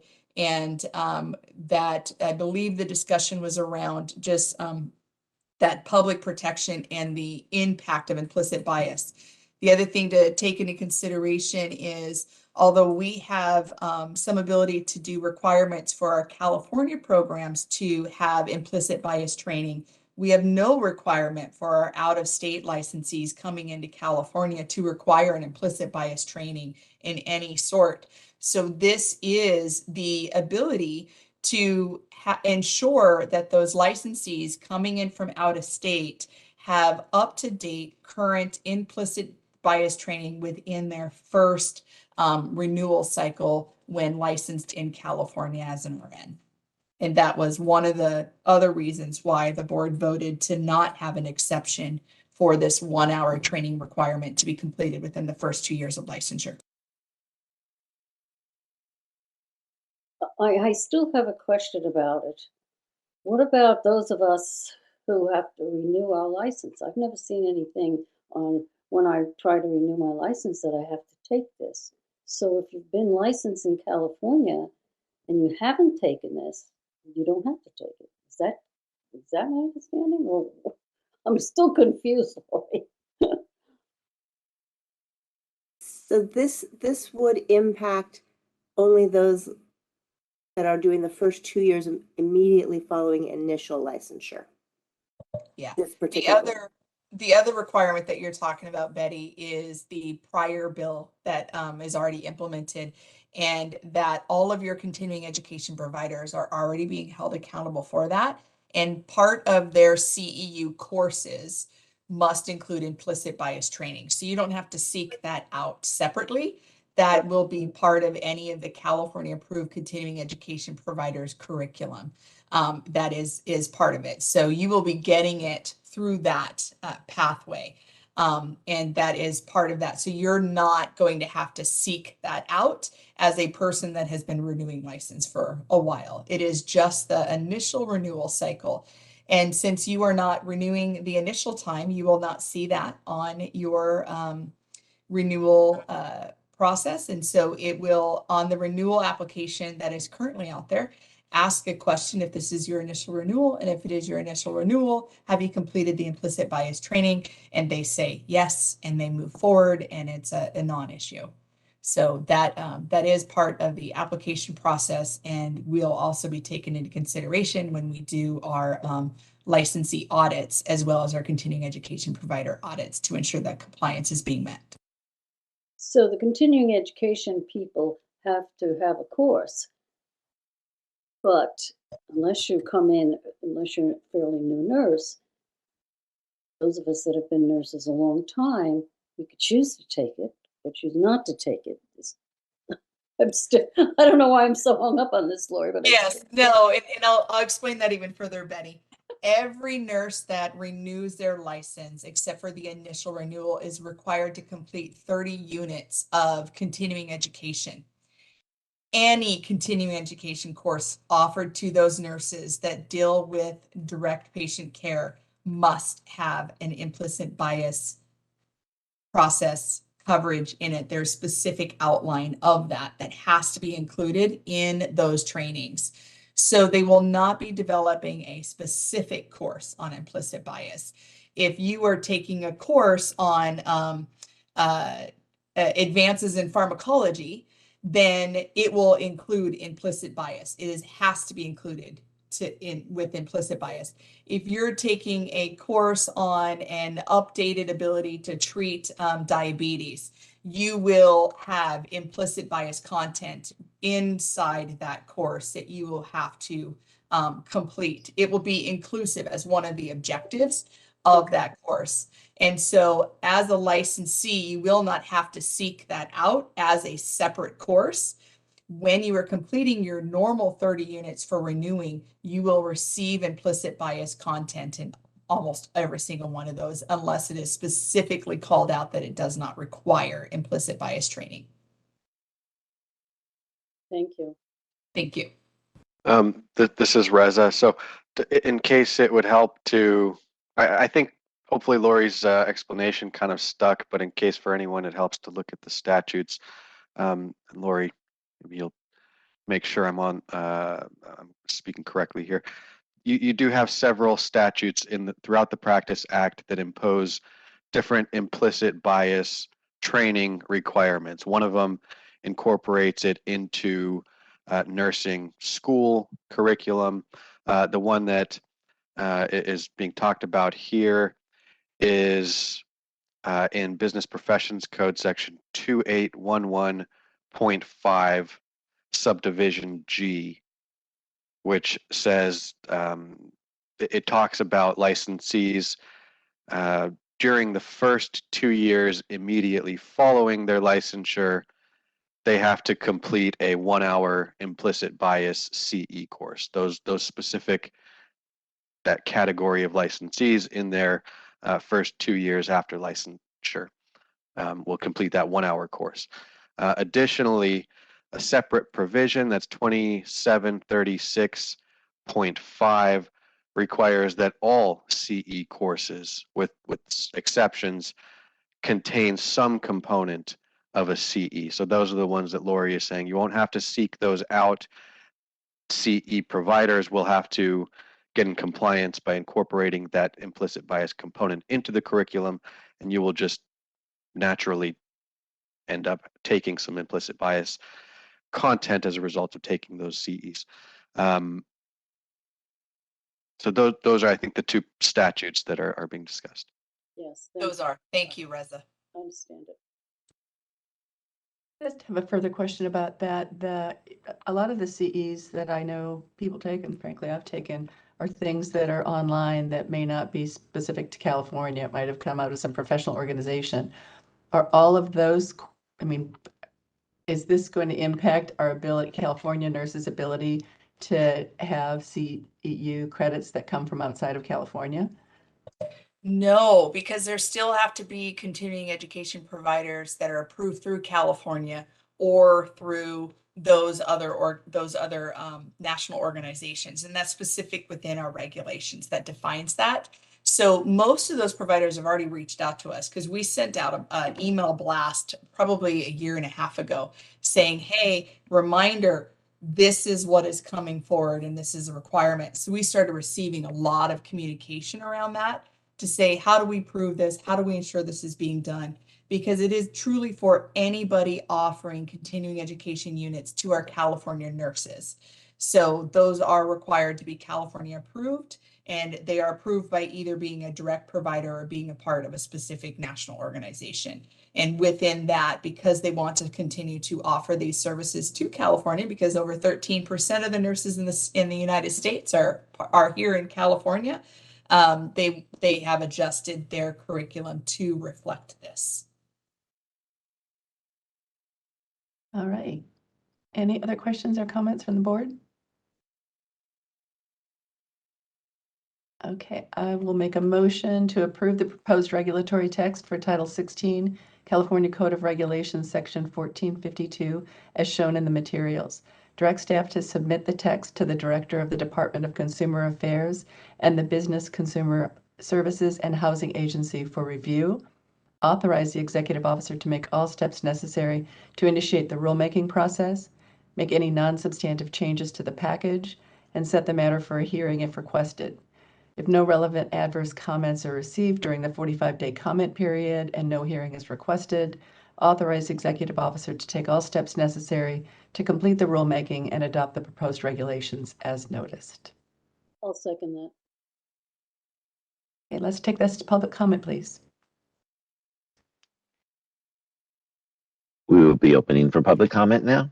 I will be activating the question and answer feature. Please refer to the screen share for members of the public to see how they should type in the request for comment. I've activated the question and answer feature. Members of the public can indicate that they would like to make a comment by typing into the question box, I would like to make a comment. Please remember, you will have 2 minutes to make your comments. I will not give a reminder as your time approaches. I do not want to interrupt you nor cause you to lose your train of thought. I will mute your microphone and inform you that your time has expired, and we'll move on to the next member of the public. I'll pause for a moment for members of the public to type in, I would like to make a comment. Carmen Comsty would like to make a comment. 1 second, please.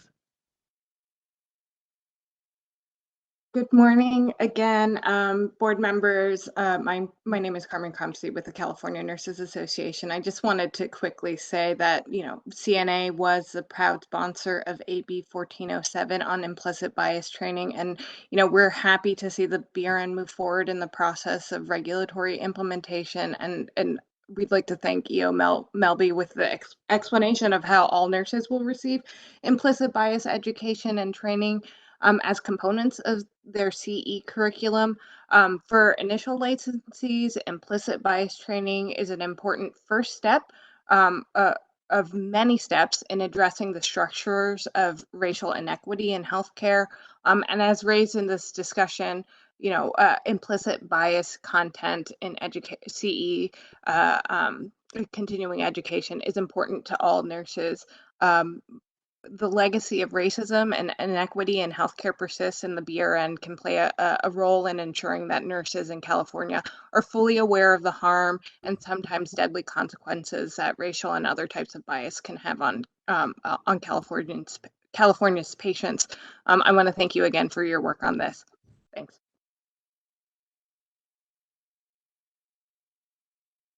Thank you. Susan Engel would like to make a comment. 1 second, please.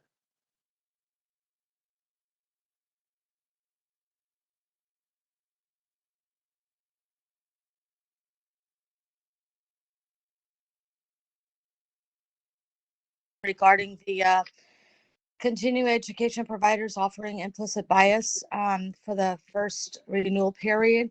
Will a list of those providers be made available on the board's website? And secondly, I believe Dr. Fagan talked about other entities that offer continuing education credit that we use for license renewal, such as like ANCC or other state associations. Have they been in contact with you to make sure that that implicit bias is addressed in their coursework also? Since they're not approved as continuing education providers by the BRN. Thank you. Thank you, Sue. Yes, they have been notified and have been in contact with us and are updating their content so that they can provide that contact to and have it counted towards California CE renewal. As far as providing a list of CE providers on our website, that is not a practice that our board has continued at this point. We are looking at creating a data bank that will collect all CE provider information as well as every course that they offer, and then having it reported out very similar to the the California Department of Real Estate. And we will be looking at what we can do to kind of plagiarize and steal their CE provider updates, requirements, content search and such. And so when that is done, they will be on our website. But in the meantime, we do not promote any specific CEU providers as part of our website at this current time.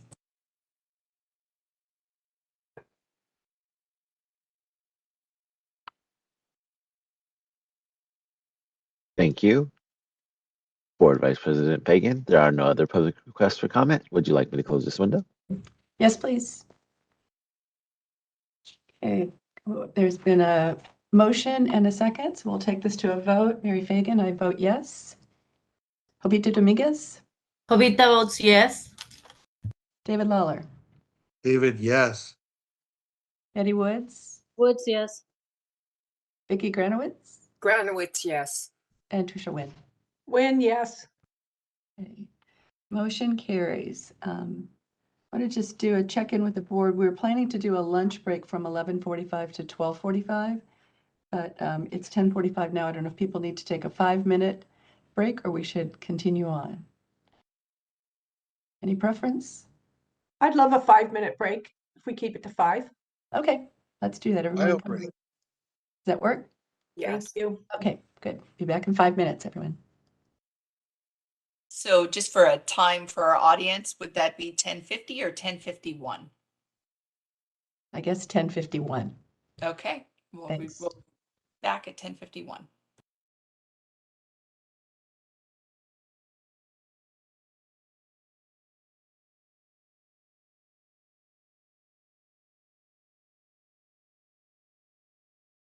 To reestablish a quorum, just kind of go through a roll call vote, make sure everybody has returned, and then we will go on to the next agenda. Okay, Mary Fagan, I am back. Jovita Dominguez? I am present. David Lawler? David, present. Eddie Woods? Woods, present. Vicki Granowitz? Granowitz, present. And Tricia Wynn? Win, present. Okay, great. Next item on the agenda is at 6.3, discussion and possible action regarding establishing a process to address any regional areas of nursing shortages identified by the board's nursing workforce forecast pursuant to Business Code Section 2717. Okay, there it is. Sorry, it was taking a minute for my video to start up. So this is a process that the board is just opening up initial kind of discussion around. This will take a while to move forward with this, and I believe it'll probably spill over into the next probably 2 or 3 board meetings for this year.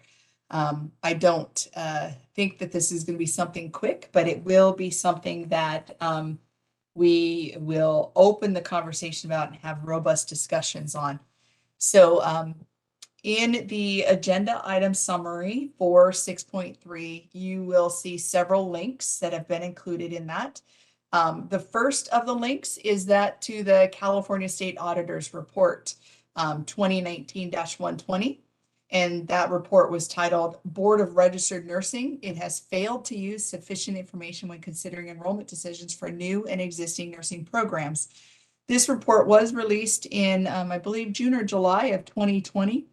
And it gave out several recommendations to our board, as well as 4 recommendations to the legislature to consider when looking at how we can make this enrollment decision process more equitable, better aligned with data, that it can be really looked at as these decisions are based on specific issues and requirements versus just being kind of not understood how those decisions have been made. So recommendation number 11 was one of the recommendations to the legislator. What it asked for was to require BRN to develop a plan to address regional areas of shortage identified by its nursing workforce forecast. This request was to better inform stakeholders and the governing board's decision-making when considering enrollment decisions for new and existing nursing programs. Assembly Bill 1015 Rubio was entered, and it was chaptered on October 6th. And effective January 1, 2022, and that became our current Business Professions Code 2717. The workforce forecast is completed through a contract that the board holds with the University of California, San Francisco. They do present all of those workforce forecast reports to us, and we put them out onto our website. And I did put a link to the website section of our website that has all of the reports. They go back to 2007 forward. So if you're ever bored or needing some additional reading material, there's quite a few reports that can be gone through, and a lot of really helpful information in there. The most recent one was published August 2022, but it does speak to data that was collected, I believe, 2018. There is another report that will be coming out, and Joanne Spetz, who is the one that gathers and publishes the data for UCSF, is planning on attending our May board meeting to provide additional information and be available for question answers. And so we know that this will at least carry over one additional board meeting. So below are excerpts from the actual report. It is language that is just a copy and paste from the report. It is not any additional information that our board or myself or any of our staff have changed or altered in any way. And it talks about the overview of the report, the results of the report, what is going on with registered nursing education, the projection of future supply and demand of nursing, and then it discusses some limitations. Additionally, in the discussion of that, I wanted to make sure our board understood that even though the California State Auditor did recommend that we do some items and a law was introduced and passed, that our sunset bill, AB 2684, changed some of those requirements. And so within that sunset bill that was just put forth and passed, it moved some of the stuff from 2717 to other sections within our statute. Excuse me. It did also directly conflict with recommendation number 2. Recommendation number 2 on the California State Audit, from the California State Audit, says to better ensure that California has appropriate number of nurses in the future, the BRN should do the following by January 1, 2021. Ensure that the governing board's enrollment decisions and other actions adequately take into consideration the regional analysis in BRN's future workforce forecasts. Specifically, it should amend its policy to require that when its staff present information to the Education Committee and the governing board to inform them on pending enrollment decisions, that staff should include relevant information related to the BRN's most recent forecasts of the nursing workforce. I'm sure, as you guys remember, over the last year, each one of the agenda item summaries in an enrollment increase said whether or not the data that was submitted by the school was in alignment with what the workforce forecast projected. Is there a workforce need in that area? Is there not? And that was how we responded to that. We did get a fully implemented on that, and they accepted it. However, when the sunset bill went in, it updated a section BPC 2785.6, 2786.2, and it actually removes the ability for the board to consider workforce when looking at enrollment decisions. So that was something that was shocking to us as a board last year, and me as executive officer, to have legislation be introduced the very following year after legislation was introduced prior to that, that really followed what the recommendation was to the California State Audit, who did the deep dive, to now be required to not use that data in direct conflict with that. So in the meantime, we still have to move forward with a plan to address any workforce shortages identified by the report. That does include, obviously, enrollment increases and such as part of our plan. So with additionally with BPC 2785.6, they did codify and now require in statute the Nursing Education and Workforce Advisory Committee. That was a non-statutory required committee before, and now it is in statute, and they will work on issues around workforce and various academic issues.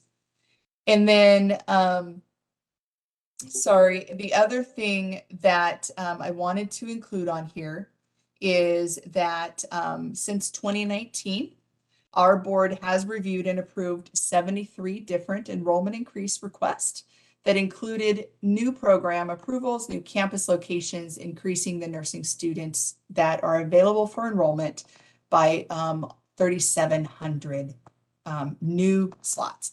And what I want to remind our board, and we did kind of update that, I do have data now back to 2018 per Dr. Fagan's request to make it a 5-year report.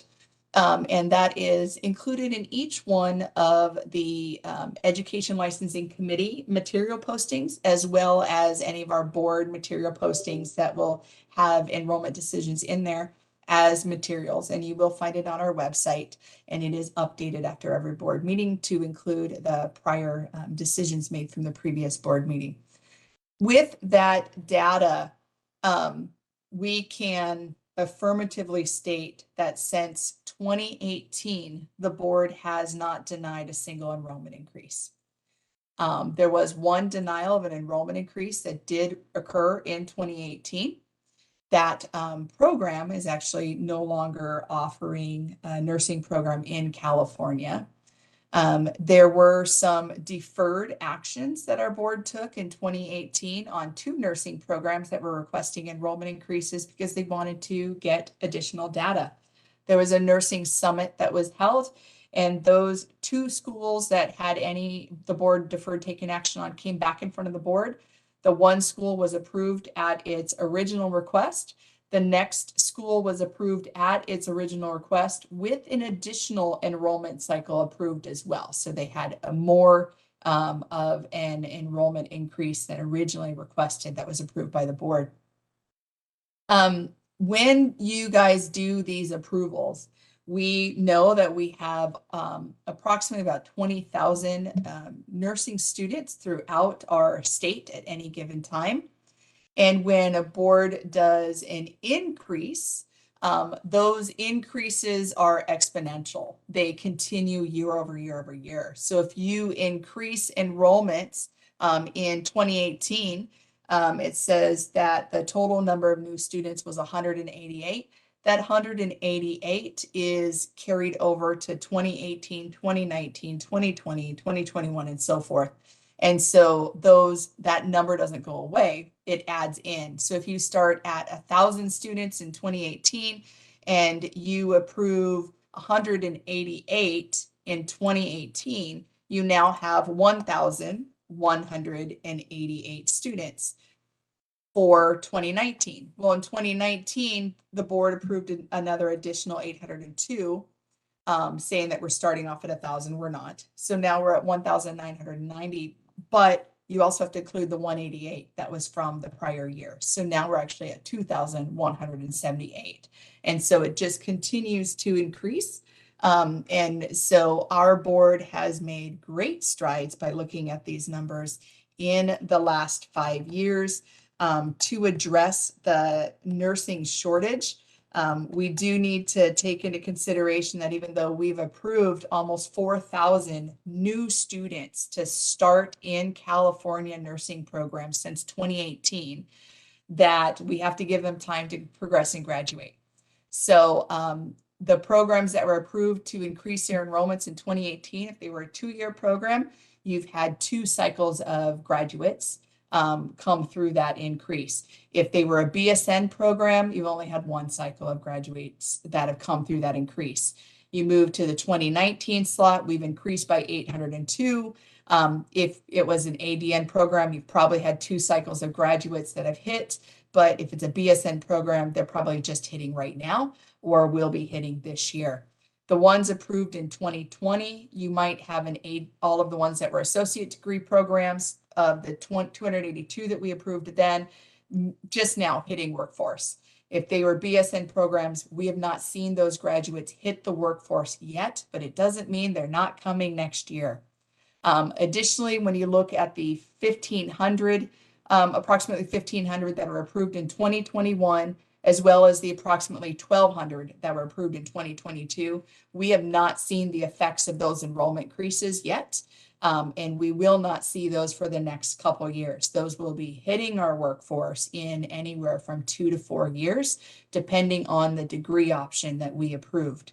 So I want to make sure that our board has an understanding of that, has had a chance to review those documents, read those reports. I talk at length about this subject over our board meetings and any meeting really that will allow me to speak on it, because it is very, very difficult concept to grasp and know the nuances and how everything affects that. And so I am here to answer any questions to help facilitate the discussion amongst our board on this. And then, of course, we'll open up to public comment and have some conversation around that as well. I do know that we have quite a few deans and directors that are in our attendees today, and I'm very excited to hear from them as well. Lori, I have 2 questions. Yes. And maybe it should be obvious to me, but in your report here, one of the things it says under results is that there have been decreases in new enrollments and graduations over the past 2 years, although numbers of applications continue to rise. Assuming I'm not seeing the forest for the trees there, can you explain to me how that happens? Yes, What that means? absolutely. Yes, the decrease in enrollments occurred more than likely because of COVID. Our programs that were greatly impacted by the decision for healthcare institutions to not allow students to come in during COVID for the first 6 months or so. And then when they did open back up to having students, they opened them up at an incredibly decreased amount. Prior to COVID, we had clinical groups going out anywhere from 8 to 10 students per faculty member at any hospital or clinical healthcare kind of institution. After COVID, we're seeing 5 on a very regular basis. They cut them in half. And so there have been a greater impact with clinical displacement during COVID and since COVID that our academic partners have not experienced in years past. Because of that, we do have several schools that decided to pause enrollment or decrease enrollments voluntarily. Additionally, when COVID broke out, some of the potential nursing students that wanted to become a nurse prior to COVID were a little afraid of becoming a nurse during COVID. We are seeing an increased interest in nursing now post-COVID, now that we are knowing that things are being addressed and safeguards put into place, and we're understanding COVID much better now. The other issue that happened is a lot of our faculty were in the highest risk population for COVID. When you're looking at the age groups and people with comorbidities. And so our faculty that would have been teaching these students and taking these students into clinical rotations resigned or took leave of absences because the risk to their health going into these situations when they were at one of the higher risk populations was not something they were willing to undertake because of their increased risk factors. The other thing that we saw a huge effect was with the COVID vaccinations. A lot of our healthcare partners required complete vaccination and boosters as well. And we had many students and some nursing faculty who chose not to become vaccinated. And therefore that affected them on their ability to enter into clinical sites or even teach in those clinical sites. So those were some of the effects on what affected enrollment. Now, the interesting thing, and David, I see that you actually picked up on the language was applications. And so that is something that as our board and any of these research projects really need to take into consideration is an application is not an individual person. There are various websites out there, and I will talk about one that I'm very familiar with, and it's called Nursing CAS. Nursing CAS is a centralized application website. You submit, say, I am Lori and I want to become a nurse. I'm going to access nursingcas.org. I'm going to click on there to get started. I'm going to submit one application as me, and my application is going to go out to 300 schools by one click of a button. So an application is not a person, and we currently have no ability to track by the person. So that how counts many as people. 300 applications? It is 300 applications that I just submitted in one click. Got it. Yes. So the data is not clean data. Just so that you're completely aware. It's not 300 people applying to nursing schools. It is 300 applicants that a nursing school, applications that a nursing school received. So additionally, even if they're not using the Nursing CAS or a website similar to that you can mass blanket your application out to, what they are doing is because they know that it is very competitive to get into nursing programs, they're going onto our website, they're pulling up the nursing, approved nursing programs, and they are applying to each and every single one of them, including to applying to out of state. So again, one person can be sending out as many as, 100, 200 applications. So again, those numbers, when it says we've had increased applications, absolutely. When you put an electronic modality out where you have to just fill it out once and it goes out to everybody, we will have much greater applications out. In my previous roles as a nursing education consultant, how I learned about Nursing CAS is I was doing a continuing approval visit at Mount St. Mary's University. And I asked the students, how did you hear of Mount St. Mary's? What made you choose this university? And they said, I didn't even know it existed. I just put my information in Nursing CAS, and they were the first people to call me and offer me a placement in their program. And I was like, I need to know more about that process. And so that's when I started researching some of these application multiple processes out there that are now supported with the new technology. I have another question and concern in the paragraph where you're discussing AB 2684 and BPC 2785. It says the Workforce Advisory Committee requires that professions study and recommend nursing standards and solutions to workforce issues. When I hear the word standards, my concern is, are they implying changing the standards in a way to make it easier and quicker to get through the program? They could. They could. I'm not sure what that is going to look like. Nursing Education and Workforce Advisory Committee is one of our advisory committees. They will be meeting and will be providing recommendations from that work group to our board for consideration. If within those recommendations, they recommend changing our regulatory requirements, that will go to our board, and our board will hear them, just like you guys heard 6.1 and 6.2 today. Any of the regulatory language that has been presented, you'll have a discussion on that. And you guys as the board can then decide, yes, you would like to move forward on that recommendation, or no, that is not something that you want to move forward on. And that will be something that will come to you guys for consideration if they do that. But that recommendation of nursing standards and solution to workforce issues was, again, written into our sunset bill. And that is a requirement that was put forth. And just for board members that aren't familiar with our sunset bill and how that process goes on, and the public here, that our legislative staff and the legislative representatives, they hear from all stakeholders. And anybody that has any kind of concern, issue, comment can bring it forward to them.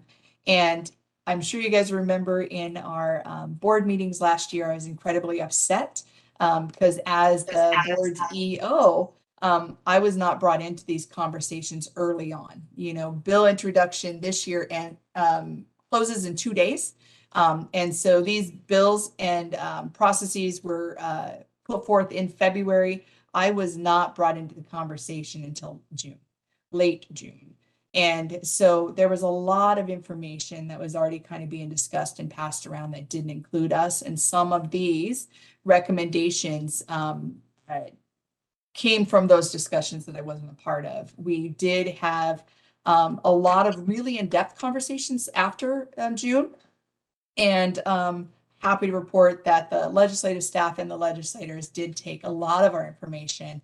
I was able to show them some factual data and give them some evidence, and they were able to make some changes to it. Not all the changes that we wanted as the board came through. And so we're dealing with kind of those repercussions now, one of them being that they specifically said we couldn't use workforce data to do enrollment increase decisions, which again is completely opposite of what the California State Auditors told us to do. And so even with that recommendation, that and evidence behind it and why it's important, it did go through in our bill and is now law that we can't do that. And that is a huge issue when we discuss this. Well, I tell you, I understand the concept of, you meet a threshold in a crisis or an emergency statewide or nationally, and that will trigger, a budgetary freeze or a change in requirements in education. We just did that here in California, where because of the pandemic, the high school students go from 220 credits to graduate down to 160 just to get them through. Yes. However, we did the same thing. And if this is just a general watering down of standards, that's my concern. Yes, and I'm glad that is your concern. That has been our board's concern over the last few years, as well as what will happen. We have many schools right now. The sunset bill did extend some of the emergency provisions that were put in place until June of this year, and then those will no longer be there. And what they allowed for was 50% simulation in med-surg and geriatrics, and up to 75% simulation in pediatrics, OB, and psych mental health. And then it went even further that says the remaining 25% that should be in direct patient care for those specialty areas in med-surg, OB, ped, psych mental health, and geri can be done in a remote setting through telehealth only. So we will and do have students that have graduated and will graduate that in OB, Peds, Psych, Mental Health will never have touched a patient because the 25% that they were required to do in direct patient care was done in a telehealth modality. The Med-Surg and Jerry, because it was dropped to 50% and required 50% to be in direct patient care, 25% of that was allowed to be in telehealth. So Med-Surg and geriatrics, those students would only receive 25%, could only receive 25% where they actually had to touch a patient. Now, the problem when you look at our regulations with that is the way that the schools have the ability to make their curriculum. We require 18 units in clinical. We don't say where those units need to be. So we do have in geriatrics a school that they use a unit, one unit, and they say that they could not accommodate one of the changes that we just talked about in the last agenda item, going to 500 hours with 30 minimum of the hour requirements in direct patient care. And they said they only give 27 hours of direct patient care. So they were going to have a difficult time accommodating the board's new requirement for 30. Well, if you look at 27 hours of clinical in geriatrics and you multiply that out, you will see that, 25% of 27 hours is only 6 hours. And so 6 hours, we're supposed to be in direct patient care to learn how to take care of a geriatric patient. And of those 6 hours, that could have been done over the phone or through video, and you never had to touch a person. So that happened. I'm happy to see those provisions removed as of June. And I'm very happy that our sunset bill now made the requirement of 30 at minimum with 500 in each, a total. Thank you for that clarification. We tried something similar in instruction and discovered our students are not cell phones on an assembly line. You actually have to touch them in real life. So thank you. Yes, thank you. Lori, I have a follow-on question on the CAS and how that might be impacting our California applications. It's been around for since 2010, right? And I think it looks like right now there's 29 nursing programs that participate in California in it. So I just wonder if we're seeing an increase in applications more recently, if that's not related to the CAS necessarily, and more related to there's actually more individuals who want to go into nursing. There's actually a listing on CAS of the schools that it reaches, and that is Biola, Cal Baptist, California Southern University, Cal State University Bakersfield, Cal State University Channel Islands, Cal State University Chico, Cal State University East Bay, Cal State University Fresno, Cal State University LA, Cal State University Stanislaus, Chamberlain College of Nursing, Charles Drew University, College of San Mateo, Gavilan, Holy Names, Pacific College, Point Loma Nazarene University, Samuel Merritt, San Francisco State University, San Jose State University, Simpson University, Sonoma State, Toro University, University of California, Davis, University of San Diego, University of St. Augustine for Health Sciences, University of the Pacific, Westmont College, William Jessups University. So it's more than the 20 or so that you mentioned, but it's also like Mount St. Mary's. And I got the firsthand response from the student that said that they went to Mount St. Mary's. Mount St. Mary's is not listed on here. So I'm not sure when they updated their website. I'm not sure how accurate their website is and if it encompasses everything, but we are hearing from students that this is much larger.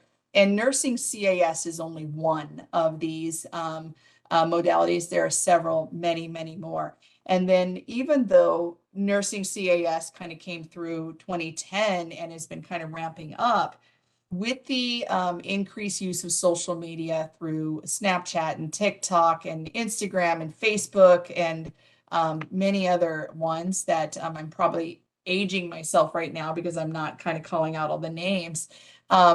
They have large nursing groups on there that talk about these various systems. They're getting that word out, and they're letting people know the way to do the massive application send out.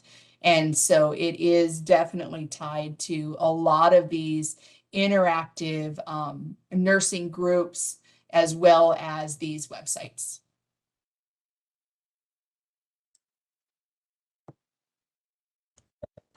Are there any other questions or comments for Lori on this topic? Yeah, Yes, I had one. had one.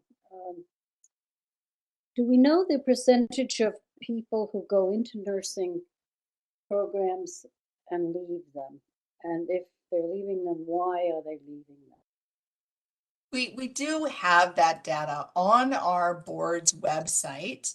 We do report out NCLEX success, and then we also report out attrition for our nursing programs. And so we have on our website, it says accreditation, attrition, and on-time completion rates. We do gather this data through the UCSF workforce, and then we update our website to include that. And so one of the things to really be clear about is the on-time completion rate. That is different than what is required nationally. Title IV funding, which does all of the tuition, like your federal financial aids and stuff like that, require time and a half completion for on-time completion. And so what that means is you have a 2-year program, associate degree program. For financial aid reporting at a national level, they have to complete that program within 3 years. That is time and a half. So it's 2 years plus 1 additional year. For BRN, we look at on-time completion, which if your program is 2 years, we want to know how many students that enrolled today completed 2 years from today. We do not report numbers that are time and a half. We do report you wanted to graduate in 2 years. How many of you guys met that? So that is our on-time completion rate. And then most of the schools, as part of their total program evaluation, look at why people leave nursing programs. A lot of the conversations that we have with our deans and directors when we're doing our visits and kind of providing the consultation is really making the admission representatives at the schools understand the time commitment to nursing students. Some of them are very unaware of the clinical time commitment, of the theory time commitment, of the multiple exams and quizzes, of the clinical preparation before going into a clinical setting, as well as many of them recommend not working while you're going to nursing school because of the clinical impaction. Because you will have students that will be in clinicals at overnights or clinicals on a weekend, as well as clinicals during the week. And then they're also trying to manage their job. And so when you have students that are using, schools that are using these alternative clinical placement times, like they'll say, you know, we are not going to displace anybody because we are opening up clinicals on night and weekends. Well, that's a fantastic things to do to help those students. But if you've got students that are working, they will go from working to a clinic rotation with no sleep. And we know the impact of lack of sleep on nursing and errors.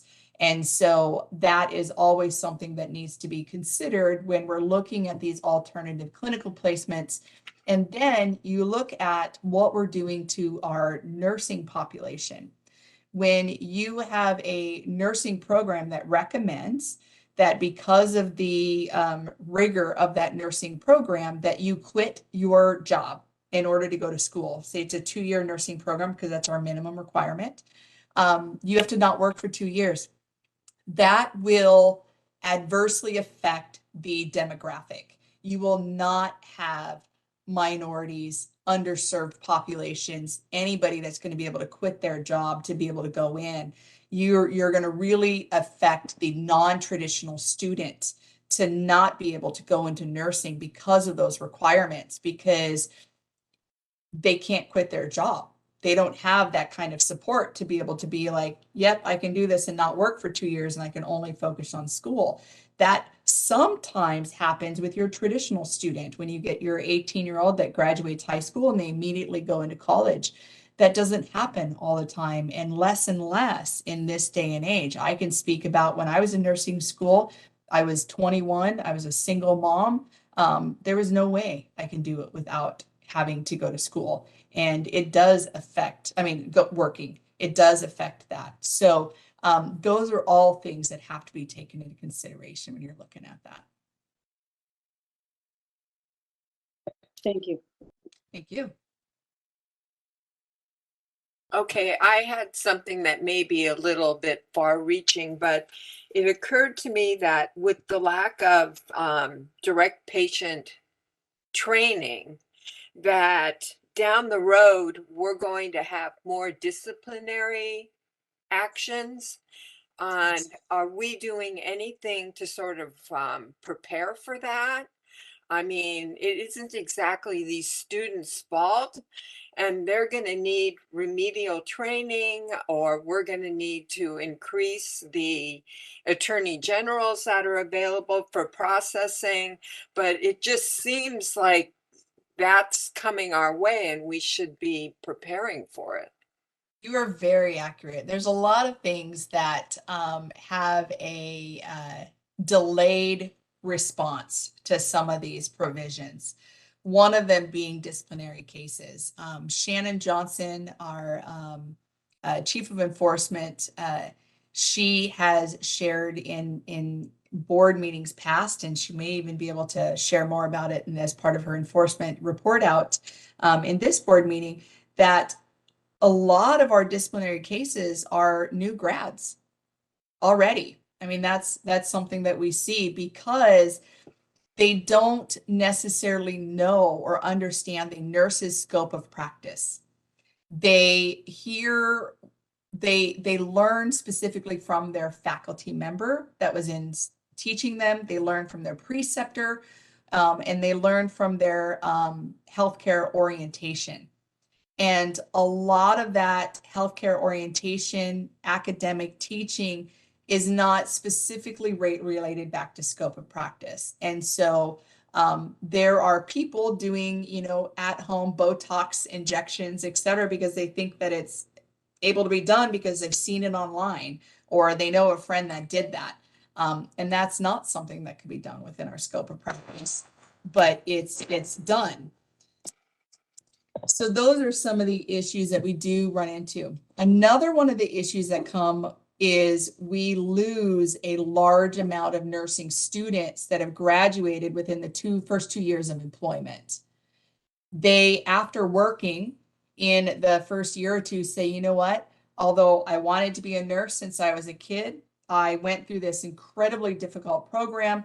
I got straight A's. I was greater than a 4.0 student. I was able to get accepted into these very difficult acceptance criteria. And I made it through the program and I got a job. And I've decided after doing it for a year or two, I was wrong. I don't ever want to be a nurse. And so they're leaving.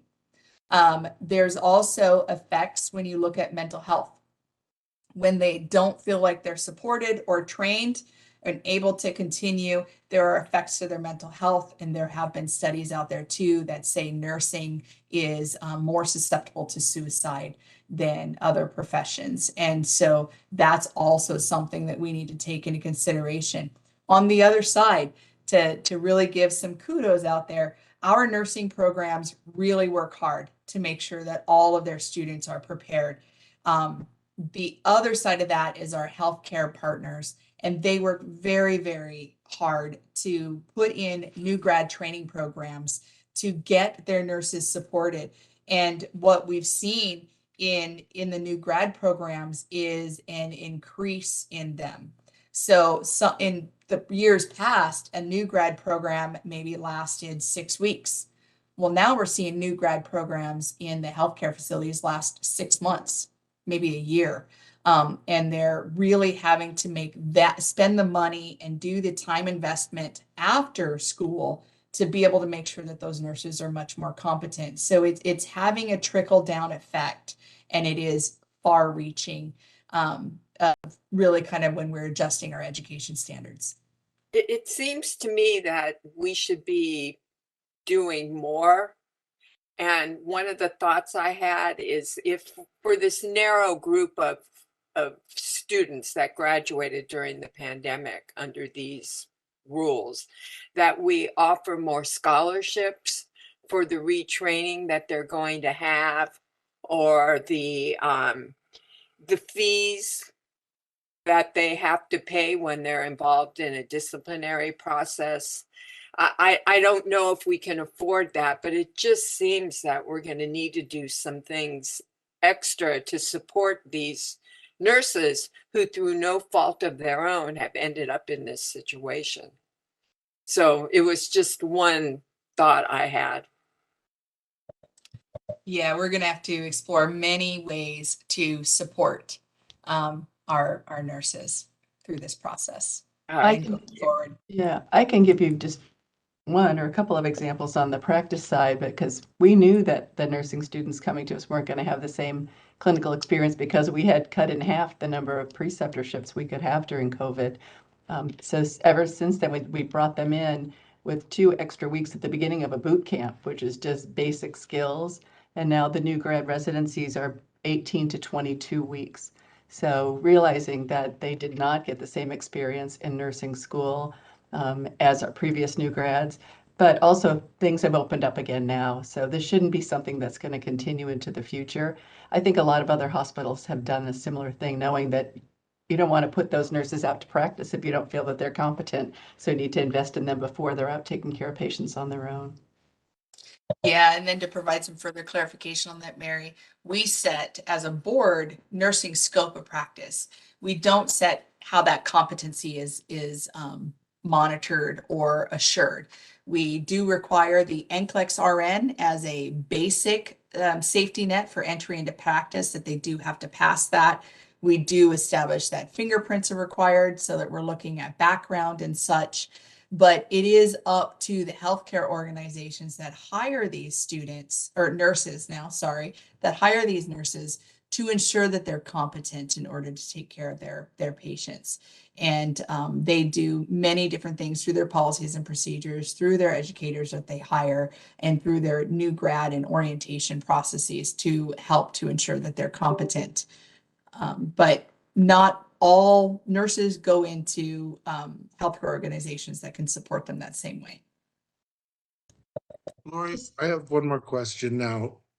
Do we need to consider, assuming there's not a direct pipeline from your school to your job, the employment side of this, the medical care companies, the healthcare, medical groups that hire these nurses?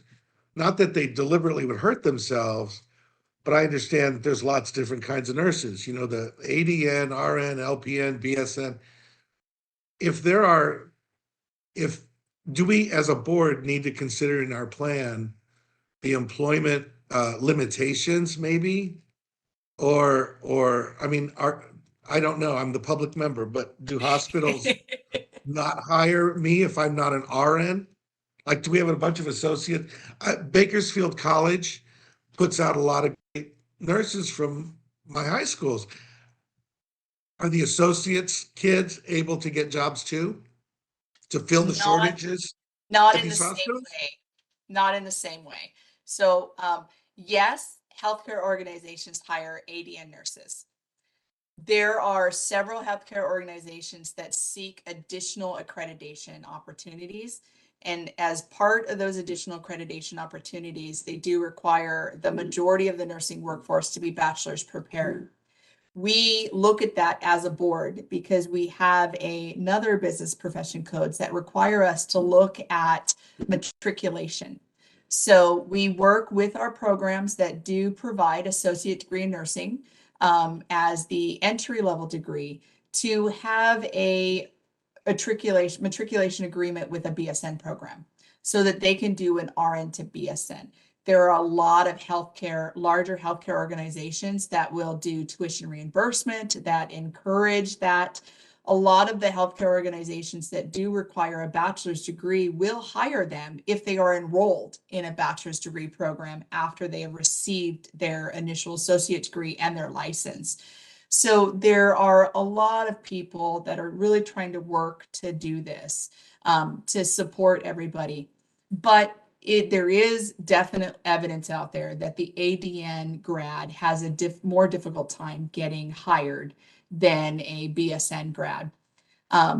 But on a different kind of thing to look at when we're talking about our schools is, why do the ADN programs exist?